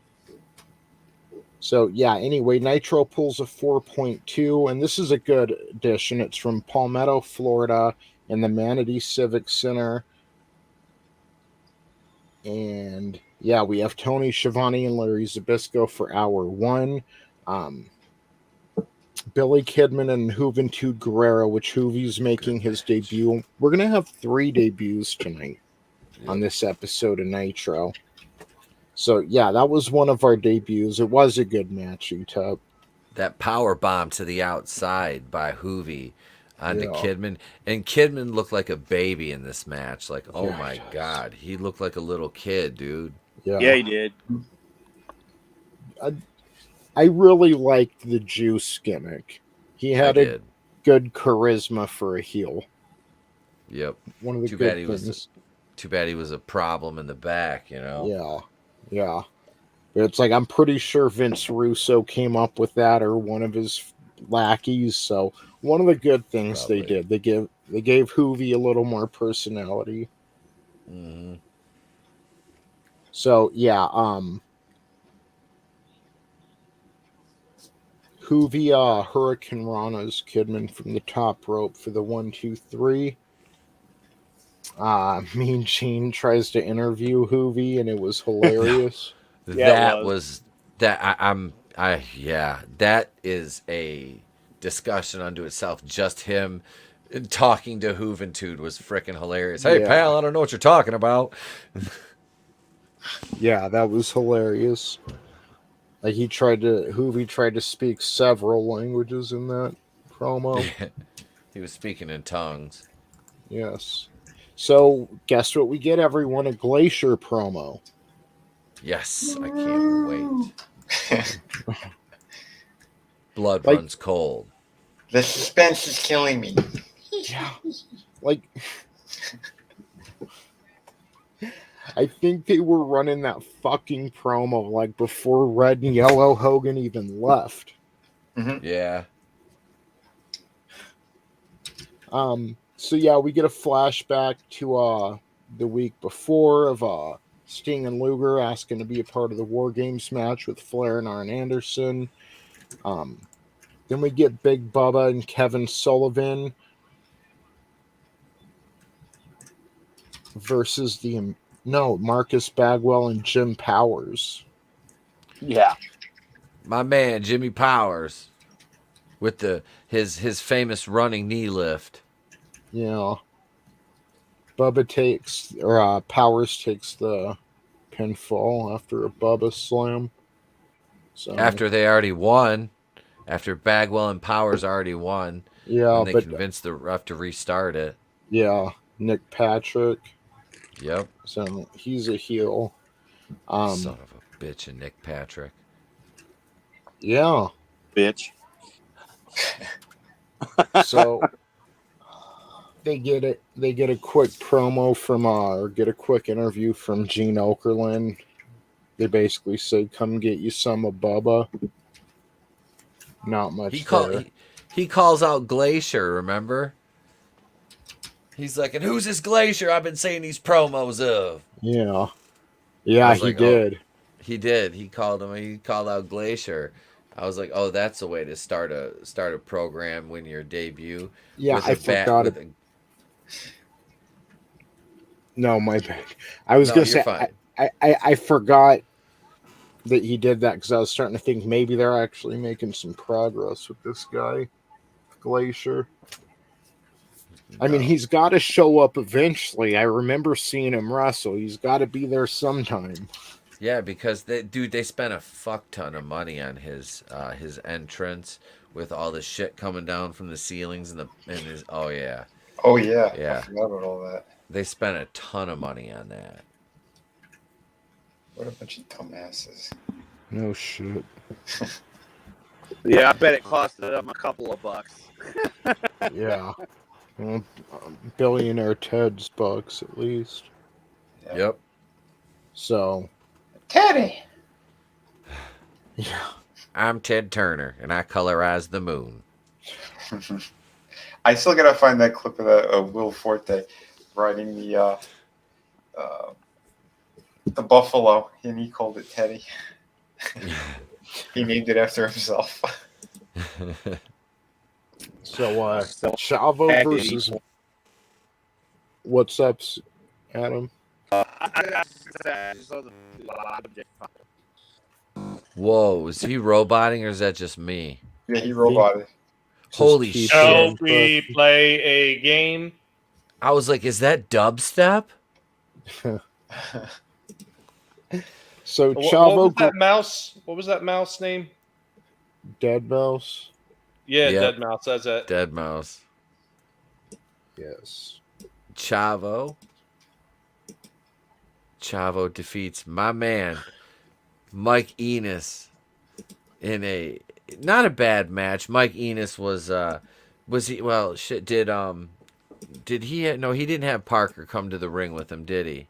Oh, Etep, I found it. I put it in the private. All right. He did it multiple times, but that's one of them. Yeah, he didn't. I think Enos was alone. Yeah, because he had what's his name? He was coming down when he was the Mauler or whatever. I think he had Parker with him, but no, Chavo and him. This he's not a bad worker. He just was so vanilla that he could never really have a gimmick. He just had to kind of be himself. Mike Enos anyway, but yeah, not a bad match. Chavo's just an impressive worker. He comes from a pedigree though. He was a little too excited during this promo. I was listening to it after the match. I'm like, wouldn't be bad. He's calling out Paige again. He's going to kick his ass at the pay-per-view. But it's like if he would have just slowed down a little bit. Mm-hmm. And said it more just kind of calmly. But I mean, he was in that fucking microphone. Like, holy shit, dude. Yeah. But, yeah, he's young. Mm-hmm. So, WCW Cruiserweight Champion Rey Mysterio versus Mr. JL. What did you think, Etep? Thought it was a good match, man. Jerry Lynn is a phenomenal worker. He always was. Just kind of one of those guys that, I mean, he got over pretty well. He had that whole the next big thing, or Rob the next Van Dam versus Jerry Lynn. The new effing show. That was it, because Rob Van Dam was the whole. Jerry Lynn was the new effing show. I thought this was a good match. Like I said, Mysterio and him, they worked well together. They did. They had a flow. I never saw JL going over in this match, but it was it looked good. That was the thing. It was nice without being like too much. You know what I mean? Yeah. Mm-hmm. Because sometimes you get the cruiserweights when they come out with the luchadors early in the card, first match eventually, dude, these guys are fucking flying around like, and it's like, holy shit, like the second match, you're like, oh my God, I feel sorry for those fuckers having to go out there after that. It's like, what do you do? No, it was just right. Yes. And look, I don't mean to deviate from our regularly scheduled programming, but we got amateur footage of Lizzo's ass, and you can't just let that go by. You need to share it with everybody you know. Right.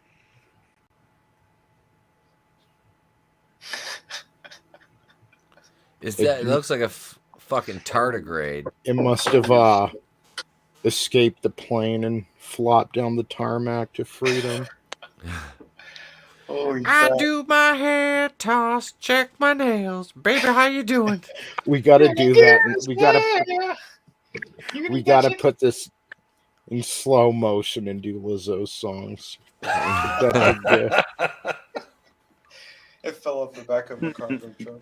Do you think I'll get copyright stricken for that Conan that you put in the private chat?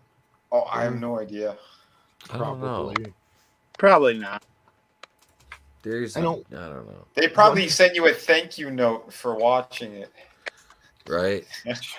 Conan on TBS. I think I was the only person who watched a handful of episodes. I liked him when he was on before or after Leno. Yeah. Yeah, he was funny back Yeah, then. then Leno fucked him over. Yeah. See, I always watch Letterman. In the year and then 2000. Letterman and then Craig Kilborn.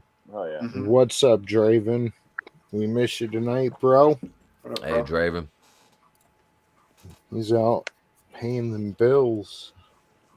So hope you have a good night at work, bro. And I hope you're here next week. Hold on, I gotta play his video for him.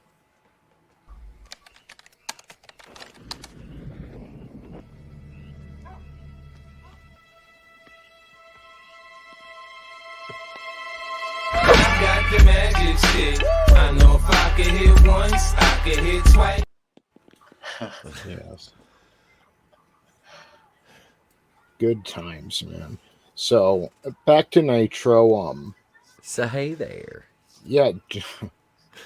Amber Heard. Yeah. Are we gonna have segments of that? Because then you gotta go to my Reddit blog. It's extreme. The case is on fire. Johnny Depp is there. They're in Virginia. Because that's where it all started. It's amazing. Her ex-lovers are gonna be there. James Franco, the richest man in the world.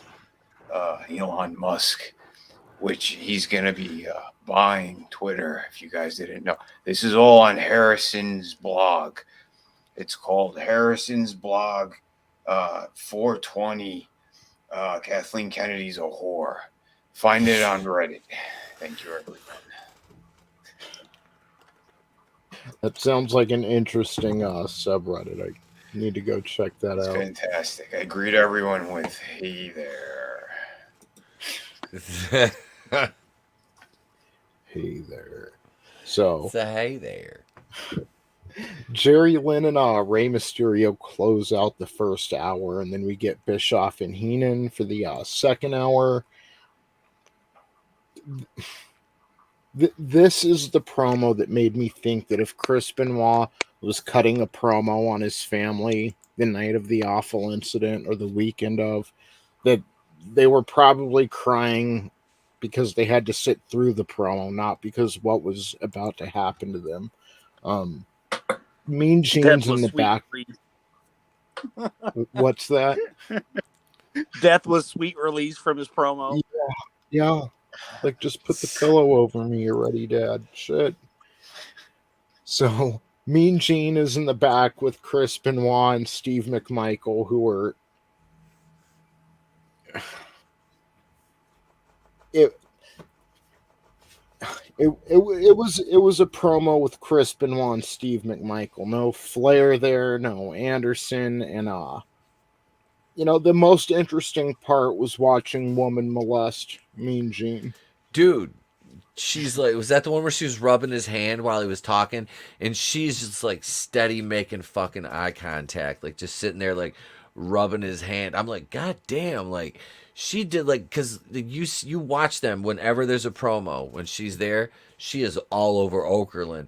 And then he has to act at the very end like he didn't like that shit. I'm just like, this motherfucker, like, she does that every time, and it's like, she is insane. Like I said, I kind of slept on her when I was younger. Like, she is insanely beautiful. Well, was anyway. Yeah. I get it. Like, I wasn't that into her when I was younger either, and now looking back, it's like, God damn. Yep. It's cute.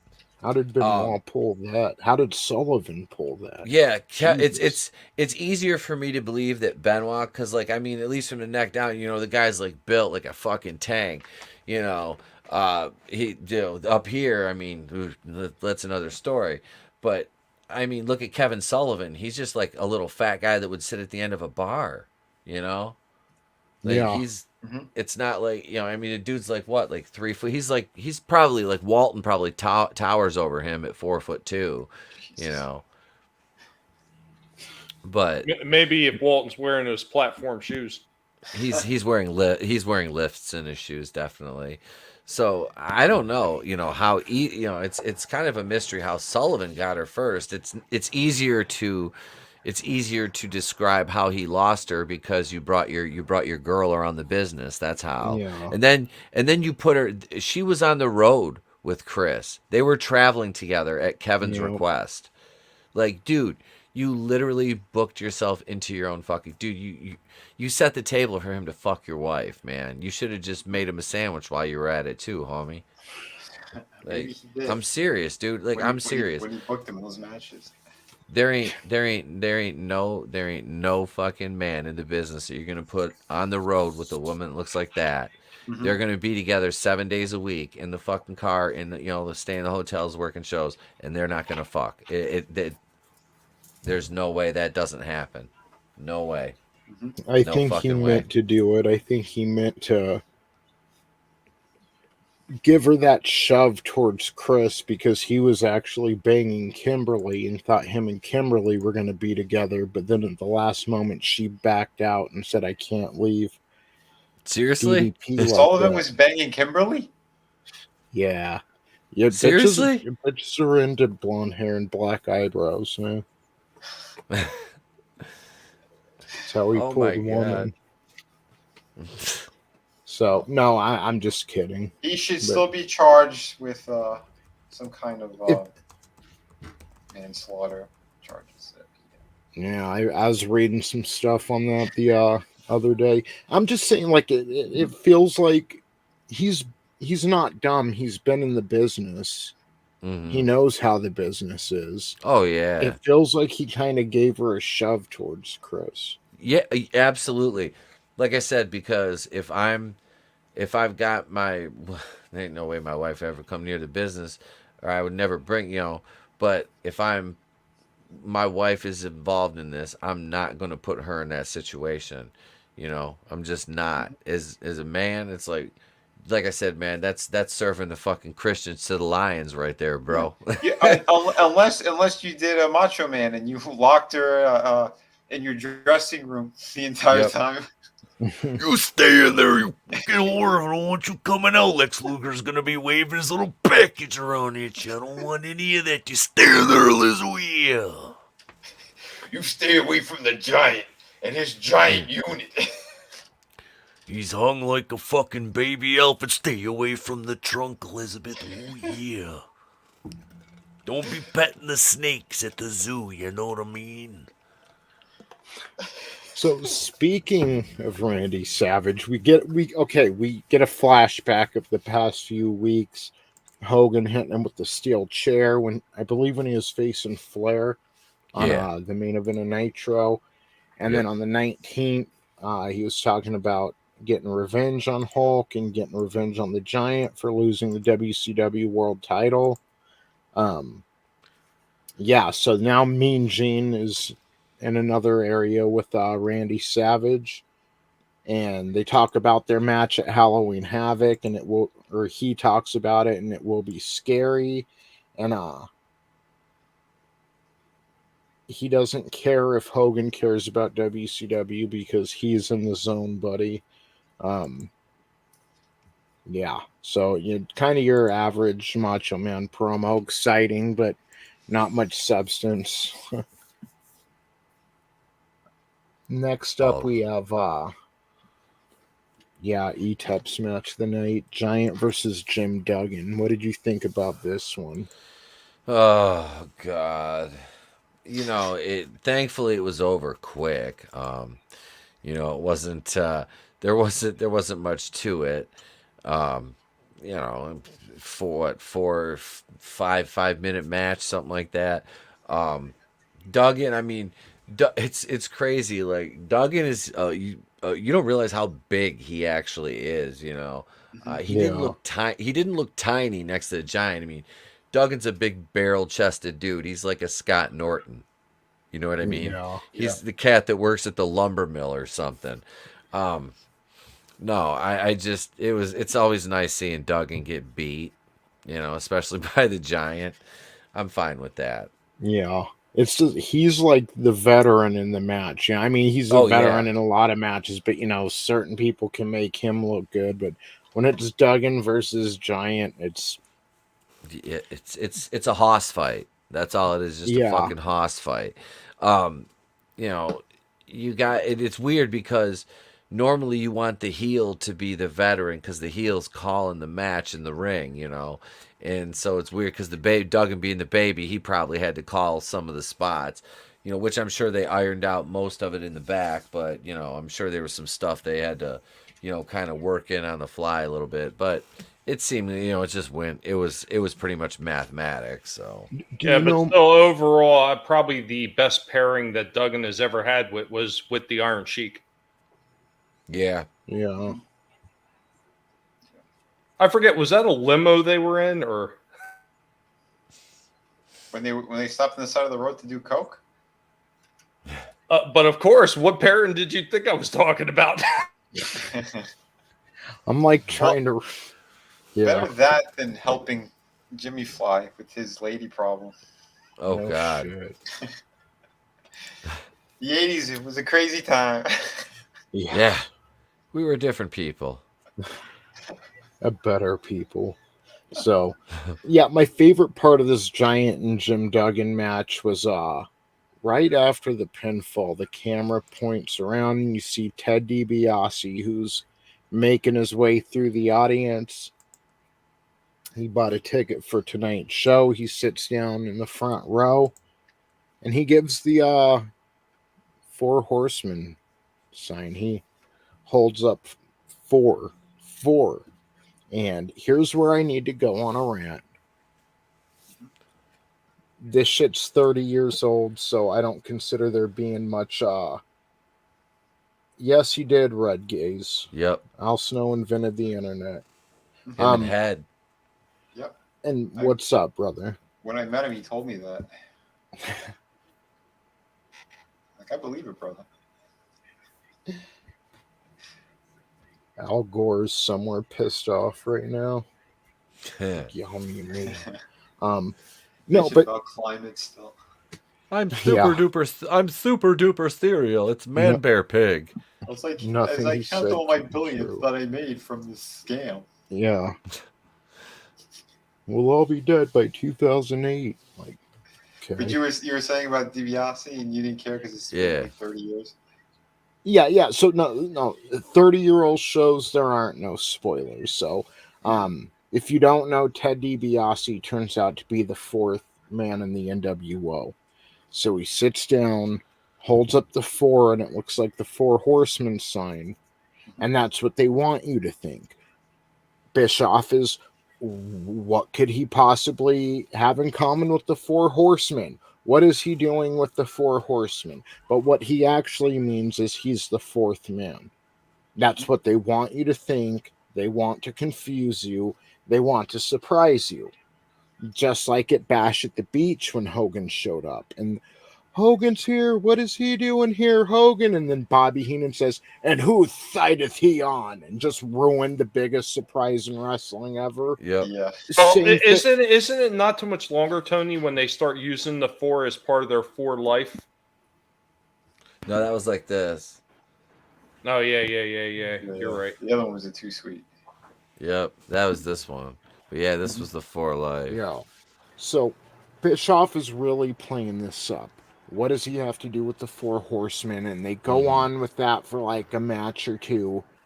And then they start talking about it again. And Bobby Heenan said, or maybe he meant he was the 4th person in the NWO. And I mean, you could feel Bischoff look at him because right after that, he goes, no, but it probably is the 4 horsemen. That is their sign. Like, yep. Okay, Bischoff is giving away spoilers for Raw. You're giving away spoilers for Nitro, Bobby Heenan. Would you fucking stop? Yeah. Jesus, Bobby. He was funny. He was talented, but Jesus, he didn't understand subtlety. Right. He was a little retarded. During the commercial, Eric ripped him. You could feel Bischoff look at him like you. Because okay, that sucked that he did that at Bash at the Beach, but everyone gets a pass. You can make an argument that he never liked Hogan, but still, he's planting that seed in your head. He's breaking that disbelief right before it happens. Yeah. So Bobby Heenan ruins the surprise for everybody. Gene Okerlund interviews the Giant and Jimmy Hart, and Gene Okerlund's in shock that Ted DiBiase showed up. Giant responds to Randy Savage's accusation over dropping the ball for WCW when he lost the title to Hogan. He tells the camera that he's the world's heavyweight champion and that he's going to beat Hogan for the belt. And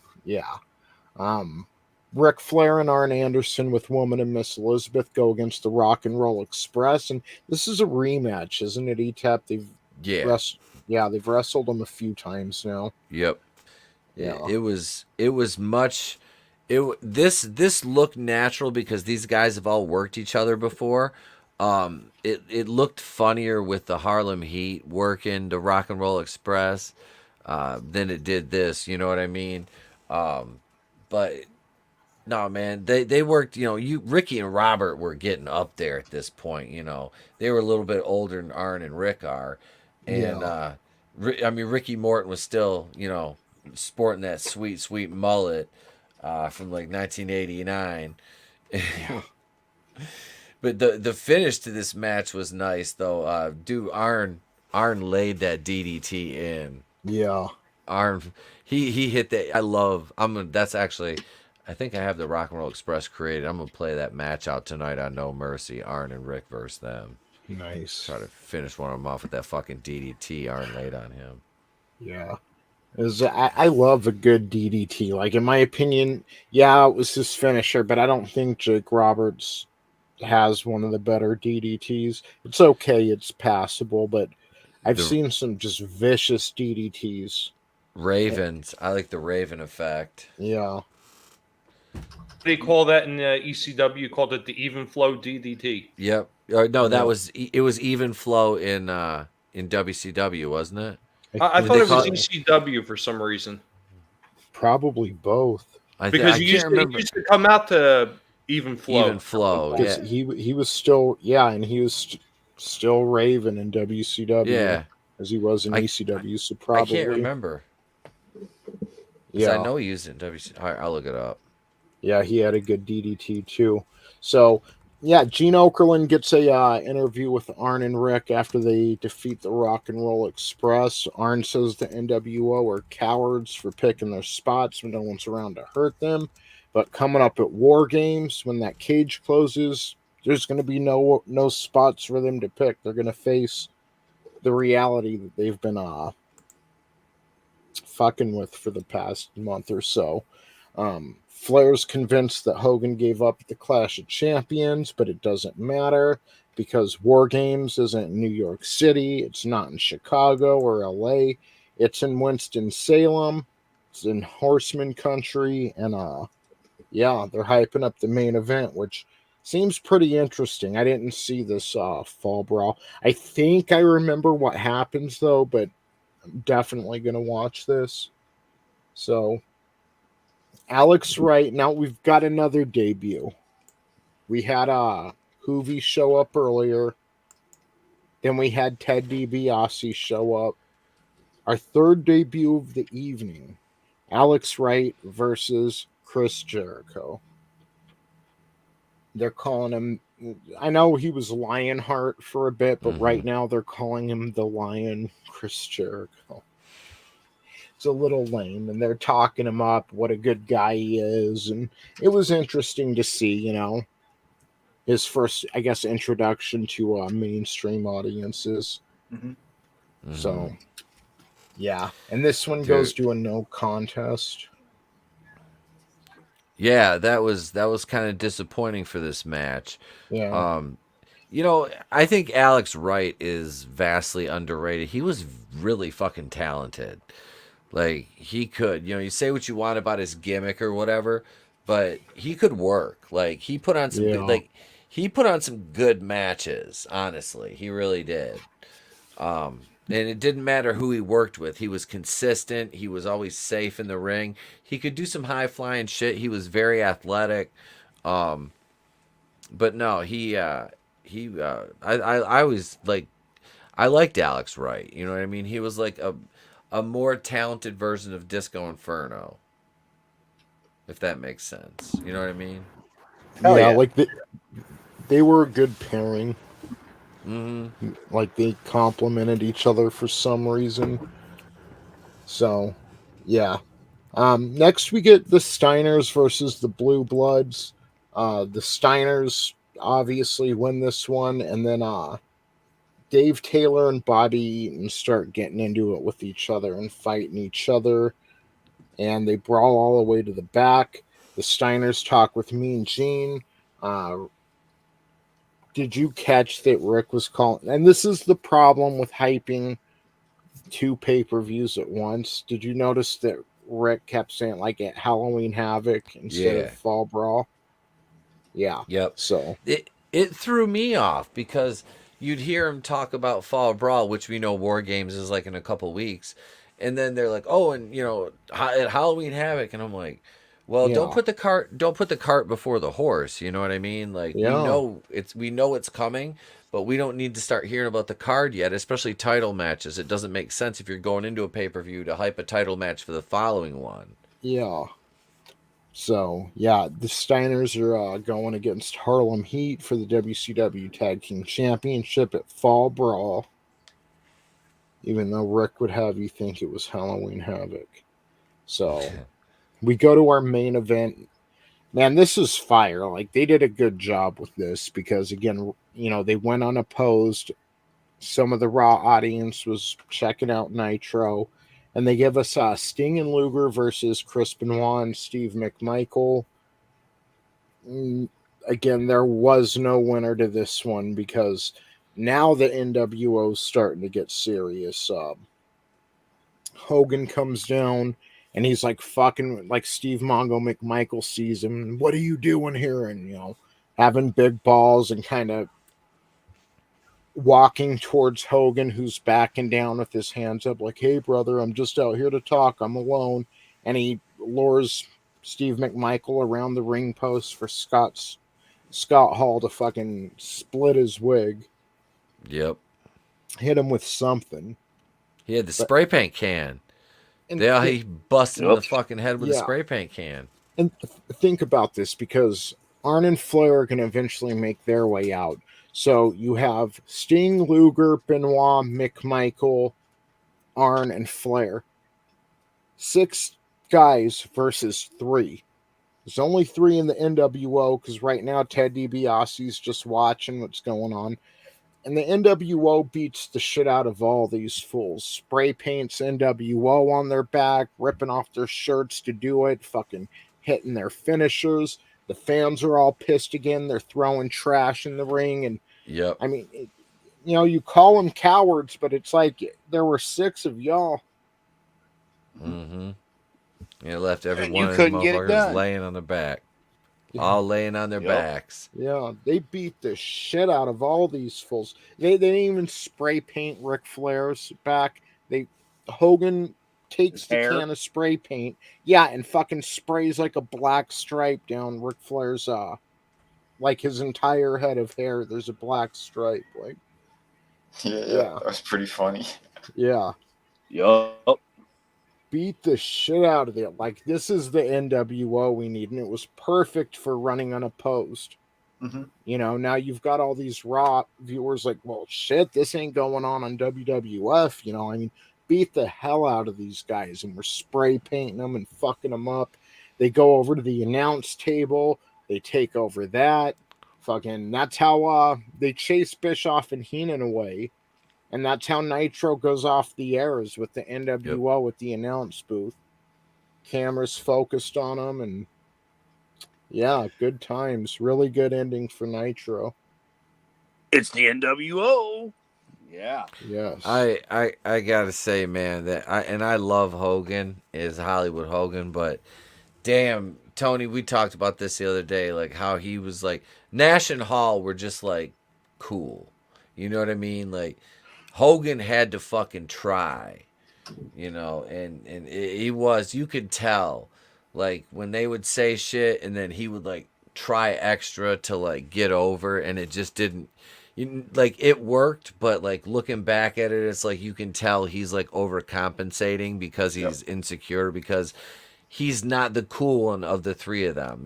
Like those two were like up here, and he was like, even though he was like the world champion, he was just like nowhere near as cool as they were. Mm-hmm. Yeah. Third wheel in the cool movement, yes. Yeah. Yeah. But still, no one could quite cut a promo like him as Hollywood. No. Like, for as much as I dislike Hulk's promos, Hollywood's promos were always entertaining, really entertaining. Mm-hmm. So I forgot about that, Glenzer. I remember that when Michael Cole was like, and later we'll speak with the new champion at WrestleMania 14. Like,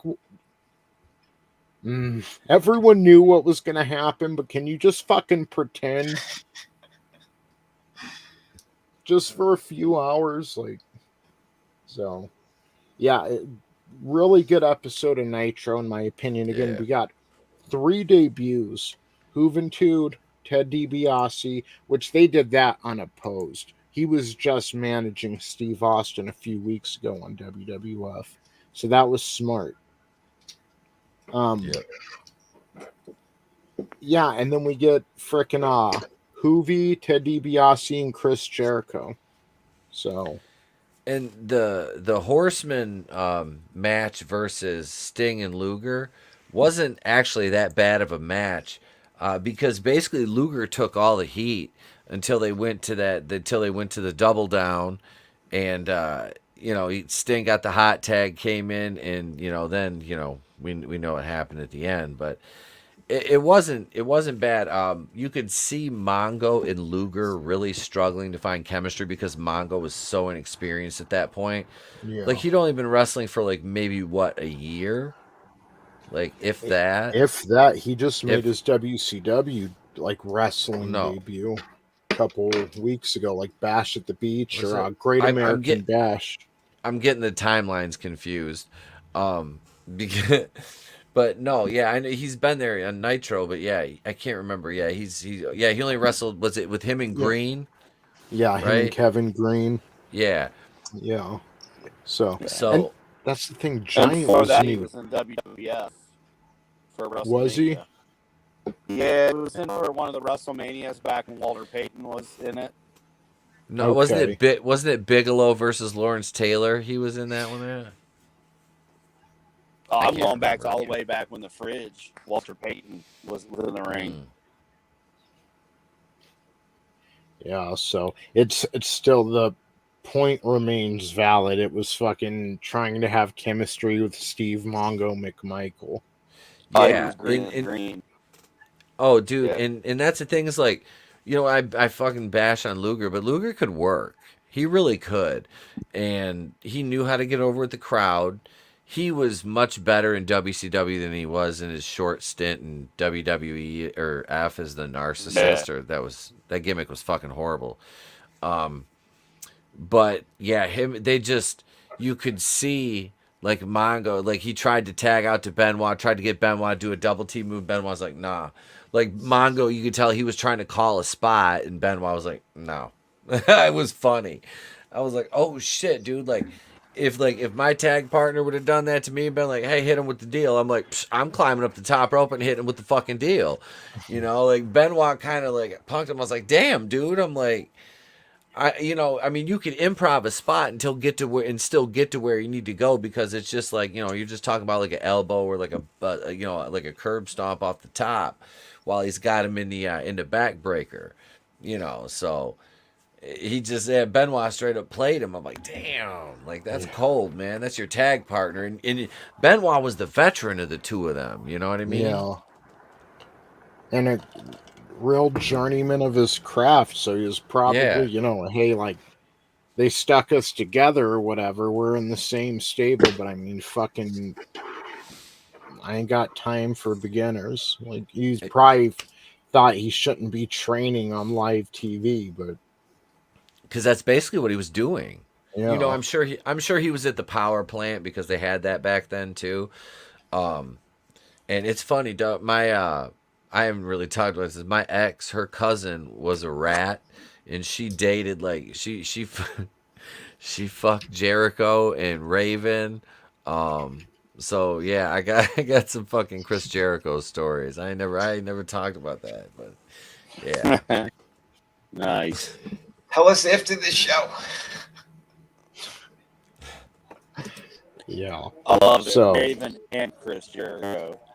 On Jericho's debut, no less. I love it. Yeah, at the same time. Was he really a lion tamer? Let's find out soon. Motherfucker like to have sex and watch Gilligan's Island afterwards.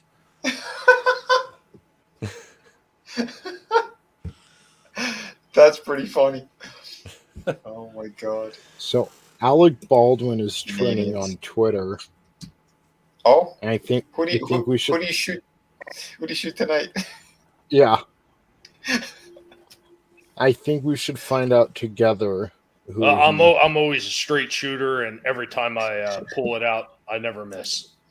Watch out for those conservative aliens that are putting stuff in Splenda. I swear to God, it was Trump, it was Tucker Carlson, and it was Daniel Baldwin. And Jen Psaki.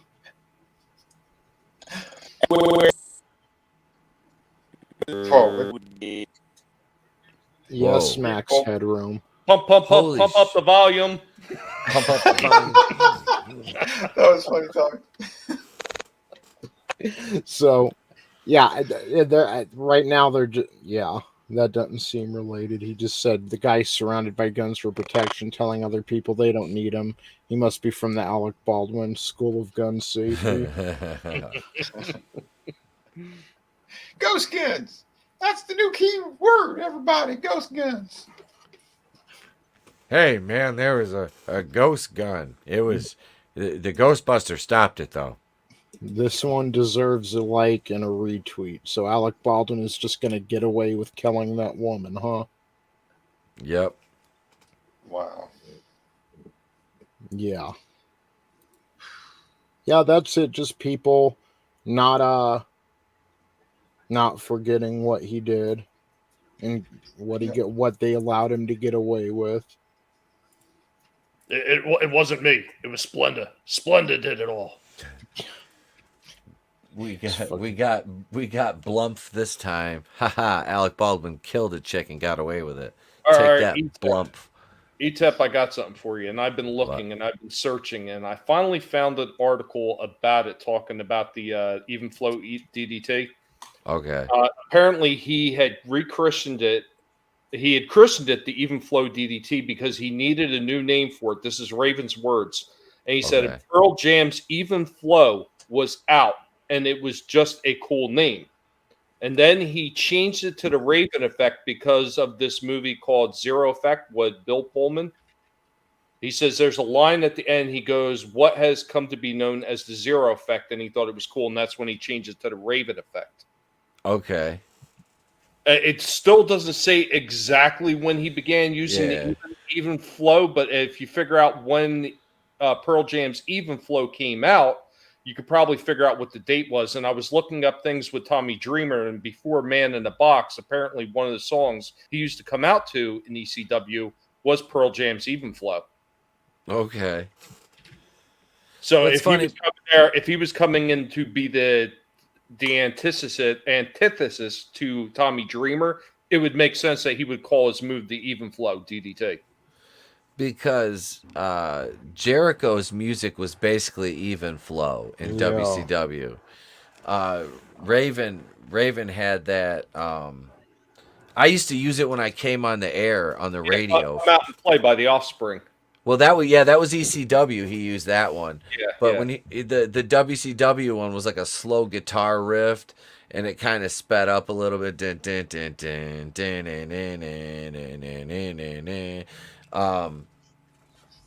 I heard Peter Griffin in there.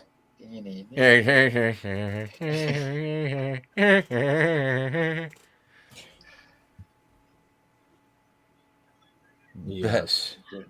I don't know. It was funny. I've eaten 3 edibles. What do you want from me at this point? Yeah. So, good night of wrestling, everybody. I'm excited. This was the end of year 1. What a way to end year 1, considering like we started Nitro September 5th, 1995, with Hogan at Pasta Mania and wrestling Big Bubba, and we ended with them fucking assaulting people and spray painting NWO on their back and fucking like it makes me. I kind of knew this anyway, but it makes me look forward to that year 2 is going to be like a lot more compelling as far as the product goes. And on both sides. I believe Schreiber was cast as Anne Frank's father, Etep. You know, I guess I'm alright with Wilson Fisk being Anne Frank's dad. Yeah, he played Wilson Fisk in Into the Spider-Verse. Yeah.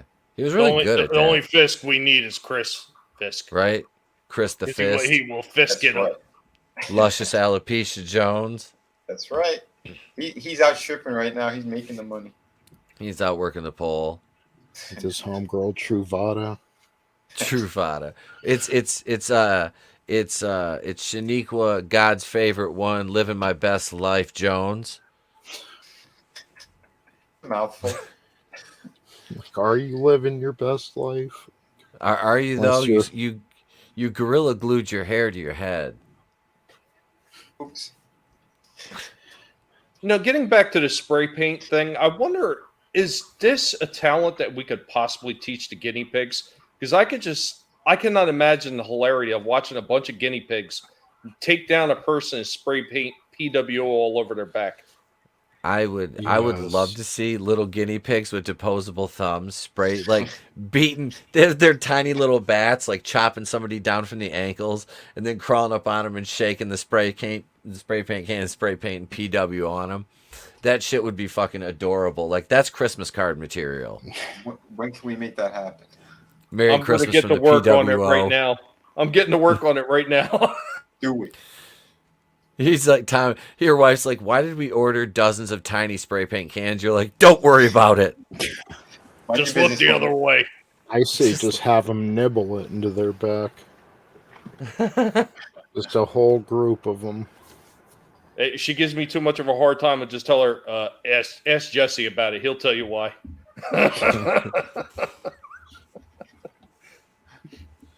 Yeah, stuff will make you a goddamn sexual tyrannosaurus. In Minnesota, that's what we do with the guinea pigs. Woman. Kirsten Dunst never looked at more at home in a role than she did in the show Fargo when she was in Minnesota or North Dakota. I was like, that's home where for she her. belongs. Yeah. It's like the only role I'm like, oh my god, I could 200% believe she's that character. Like, there was no break. I was like, yeah. And her husband played opposite her. He played her husband in the show too, and he's kind of like average and just kind of like dumpy looking. So it worked really well. That's her real husband? Yeah. Did you see at the Oscars when Amy Schumer thought she was a seat filler? No. Oh my god. Yeah, she did a whole gimmick with her, with Kirsten Dunst, told her to move, called her a seat filler and shit. It was fucking funny. I was like, it was funny from a perspective of it's kind of true now, but it's like, damn, Amy Schumer's calling you a seat filler. Ugh. Wow, that fat white trash pig takes some balls. Glinzer, I think you're wrong. An encyclopedia is too small. You're probably talking about the Bible and all the other subsequent stuff that they left out of it, including the King James Version. The Dead Sea Scrolls. The fucking Torah. But they found the Dead Sea Scrolls inside of Lizzo's, never mind. They fell out of one of her folds when she was walking onto that plane. No, that was Dead Souls, Vinny. Dead Souls. Oh, shit. Oh, then that would have fell out of Hillary's crabby old twat.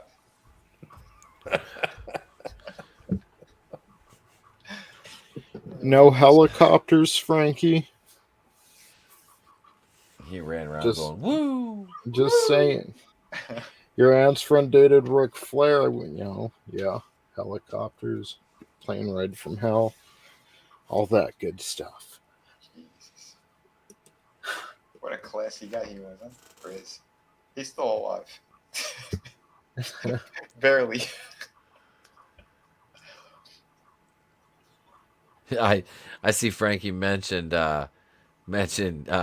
Tweaky from Buck Rogers bitty bitty bitty when Adam was roboting out. Yep. Okay. I remember watching that show as a damn kid. I was just watching it last night, Etep. I fired up Tubi and started watching some more episodes, and I was dying. You know, the episode, like 2 episodes ago, they had Jack Palance on.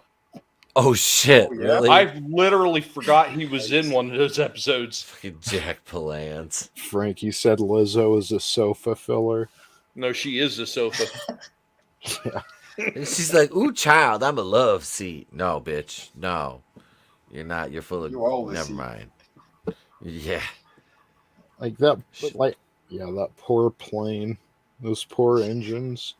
That poor seat. Hefty. That wimpy.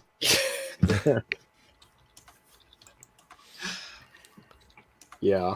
It wasn't even smooth. It's one of those like depressed looking asses. You know what the best thing that ever happened to her is when George Costanza pulled that golf ball out of her blowhole.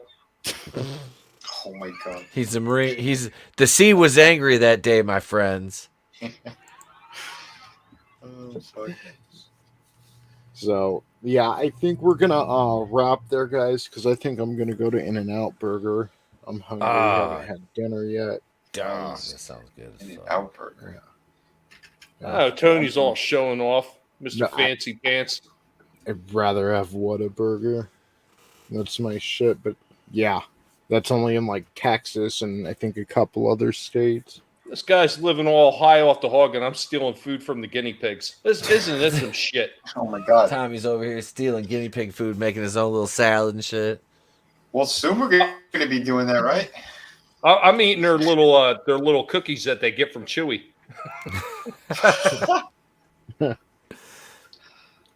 Are they the little vitamin C ones? Oh yeah, the bell pepper and what is it, dill and bell pepper? Yeah, or dill and carrot. Yeah, they fucking love those things. They do, man. And when I seen that commercial on Chewy with the 2 rabbits, I would start dying. I said, "That's the damn guinea pigs," because they go up on the bar like they're freaking like they're in jail or something. Like up on the bars, like they're getting a conjugal visit or something. Like treats. I was telling Tommy yesterday morning. I woke up to get ready for work. I wake up a few hours before the wife does, and I go to get some watermelon ready to bring with me. The guinea pigs fucking smelt it all the way in the room, and they just started weeking very loudly, loud enough where I had to basically bribe them with a piece so they wouldn't wake my wife up. Like they, yeah, they're in control. Aren't they? It's insane. Like they get what they want. Assimilations are real, people. It happens. Ask anybody its own guinea pigs. I've told Tony I had a bunch of them as a kid. The guinea pigs are the shit. They are. They're fucking cool. They're cool. Yes. Better than people. Yeah. Definitely. More personality too. Yeah. More class. More class than a lot of frogs. Yeah. Yeah. Oh, gay frogs. I better. When I recorded the video earlier to talk about that nonsense that I seen on the one article with what the hell was it? NATO is racist. It's based off of white supremacy and all this other. I was like, wow, they are really stretching on this one. It was just so stupid. I had to do a video. So I was like, Cringer, you're doing a video. He sat there all kinds of stoic for most of that video. And if his nose wasn't going, you would have never known that he was even, it wasn't like a still shot of him. Freaking pig loves camera time, man. They are very aware too. Like people think they're just like dumb. No, they're very aware of what's going on. Yeah, they're smart. They recognize words. They say things to them and they know what I mean. They know when they're getting greens. Oh, damn right. At one point, Tony, I had to change the name of Carrot to Karat, so they didn't know what I was talking about when we were running low. Yeah. So, with that, everyone, I think we're gonna go ahead and say goodnight. Thank you, everyone in the chat. You're fucking awesome as always. Always a blast this past 6 months in real time, but this first year of the Monday Night War has been great to do with everyone. It's hard to believe we're already jumping into the 1996-97 season, but we're there. Awesome. Let's go around. Yeah. Tell everyone where they can find you, Mr. Etep. Hi. Yeah, you can find me at Etep Wokuian's a place to be reviews, but you can find me here every Tuesday at 8, over on Supreme Heretics every Tuesday at 6:40. My channel, we have member streams. You should join. I'm just saying, if you're not already. If you are, thank you. I appreciate you. And yeah, the kazoos will be packaged and sent out soon. And there's new merch in the merch store on Teespring. Just go over to Teespring and put in the place to be reviews. We got some new stuff over there, and I'm working on getting some of these made, but with the Dharma place to be reviews logo on them. So we'll be having some of those pretty soon. And yeah, I got videos coming out. I'm working on the next. I got to work on the Fall Brawl in September 18th Nitro. Got that working, and I'm probably not going to do anything tomorrow other than tomorrow night we got the live stream, the pre-show with myself and Nano Reaper, Brahma Bull, and then me and Tony are going to have Edwin Acevedo from Aces on, and our other guest TBD will be there as well. But yeah, and that'll round out my week of live streams, and but there'll be some more videos on Thursday and Friday. So thank you. This has been great chat. You guys rock. Appreciate y'all panel. Hail to everyone. Tony, love you, man. Thank you for having me on again, dude. I fucking love talking wrestling with you, man. Thank Absolutely, you, brother. You're welcome, man. Tommy, what you got going on? Nibble, nibble. When the night is dark and the moon is shining and the pig looks up, week, the were-pig is born. Hey, everybody, what's going on? Tommy and the Guinea Pig Collective. You know what I do. You know where I'm at. Over at that same channel talking about the guinea pigs. Mostly, it seems not because they've taken over my channel. But on the side note, when they allow me to do my own shit, we're talking about old toys, old movies, retro toys being done right. Mondays at 6 p.m. Eastern, we're going old school retro discussions. And then back again right after the probe on Thursdays at 7:45. Vinny and I have United Underground Presents Collectible Past, hosted by two guinea pigs. Pigs. YouTube. We're pigs. But anyway, guys, you know what we do, and we have a lot of fun every time we do it, because it's easy to talk about the things you hate. But damn it, it doesn't seem like there's enough people talking about the things that we love, and that's what we need a little bit more. You can't fight a culture war on just hate alone. Damn right. Amen, brother. Got to remind people what they are fighting for. Yep. I can What's remind up? them real easily. We're fighting for Amber Heard and Johnny Depp. It's a war. It's exclusive. It's, oh my God, it's amazing. Bloodshed. Yeah. Fuck all that. Yeah, it's we got Shadow of the Kraken. That's what we're fighting for. We're fighting for some more amazing independent books. And again, I was a little bit quiet today because I am doing lettering on the book. So I probably have Hulk Hogan is probably written somewhere. I got to reread some stuff here. NWO. No, but yeah, I'm getting closer to finishing. Yeah, I'm looking to finish the book by the end of the week. That's the goal on that for all the lettering. Well, that'll be it. So yeah, I'll have a few people read it. Get some edits in there, make sure everything is 100%, and then I'll be ordering my sample copy. And once that's 100%, then yeah, the big order. So we're right there, people. Get ready. So back, support, do what you can, and if you can't, at least grab the link and get out there for the people. In the meantime, you could also check out my YouTube channel at VinnieArt. We do live streams on Fridays and Sundays. Those are always a blast. We kind of get random with it. You can catch most of the people here over there. and it's a fun time. And yeah, I'll have another toy review up either tonight or tomorrow. Okay, Tommy, I already shot it today. The new piece, and it's actually it's a custom build. So yeah, it's a 1/6 scale figure. So yeah, it'll be cool, and it's a female figure. That's all you get for right now. You want to find out what it is? Then make sure you subscribe to my channel, and then get ready because we're going to talk about it more over on Tommy's channel on Thursday. Yeah, bitches. It's a beautiful thing. Do you mind me asking, just out of curiosity, like, once you do place the big order, like, how long do you have to wait to receive the big order? Like 6 weeks or? Usually it's not that much longer, but I got to find out because I don't know if the paper shortage is still in effect right now. Yeah, I heard just recently somebody was telling me that they were delayed for their books being printed.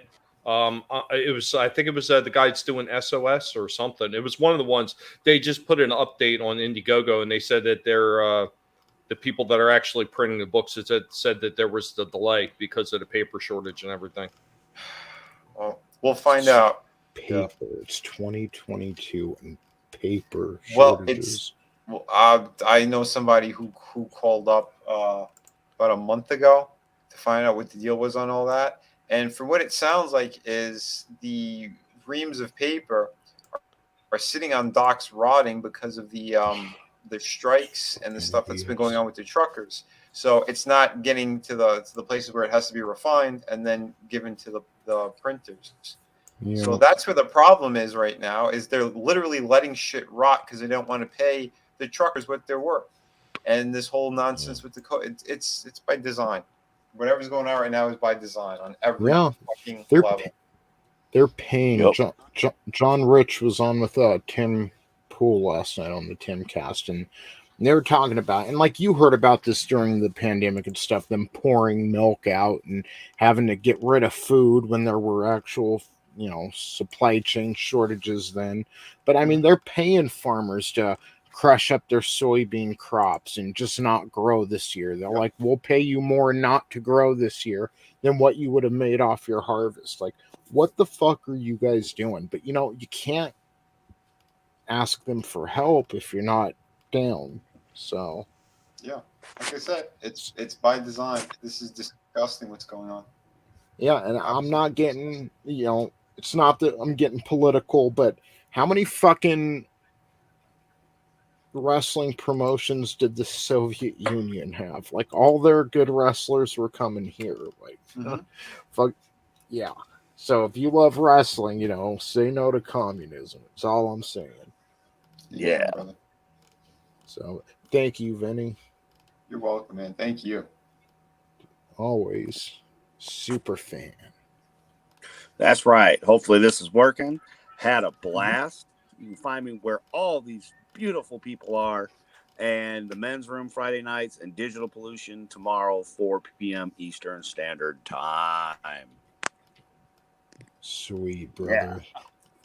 Thank you for joining us tonight. It's been a blast. And don't forget to check out monoprice.com.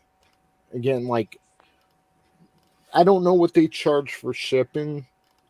Might be something you'd want to do if you were ordering a few cables or whatever. But if I have to order a bunch of any kind of cables, I usually check Monoprice first because they've got them for a good price, real good price, way better than going to the store and paying like $20 for like a 6-foot HDMI or something. It's just a lot better. So I'll throw that in the private chat again. And yeah, dude, till next time. Thank you.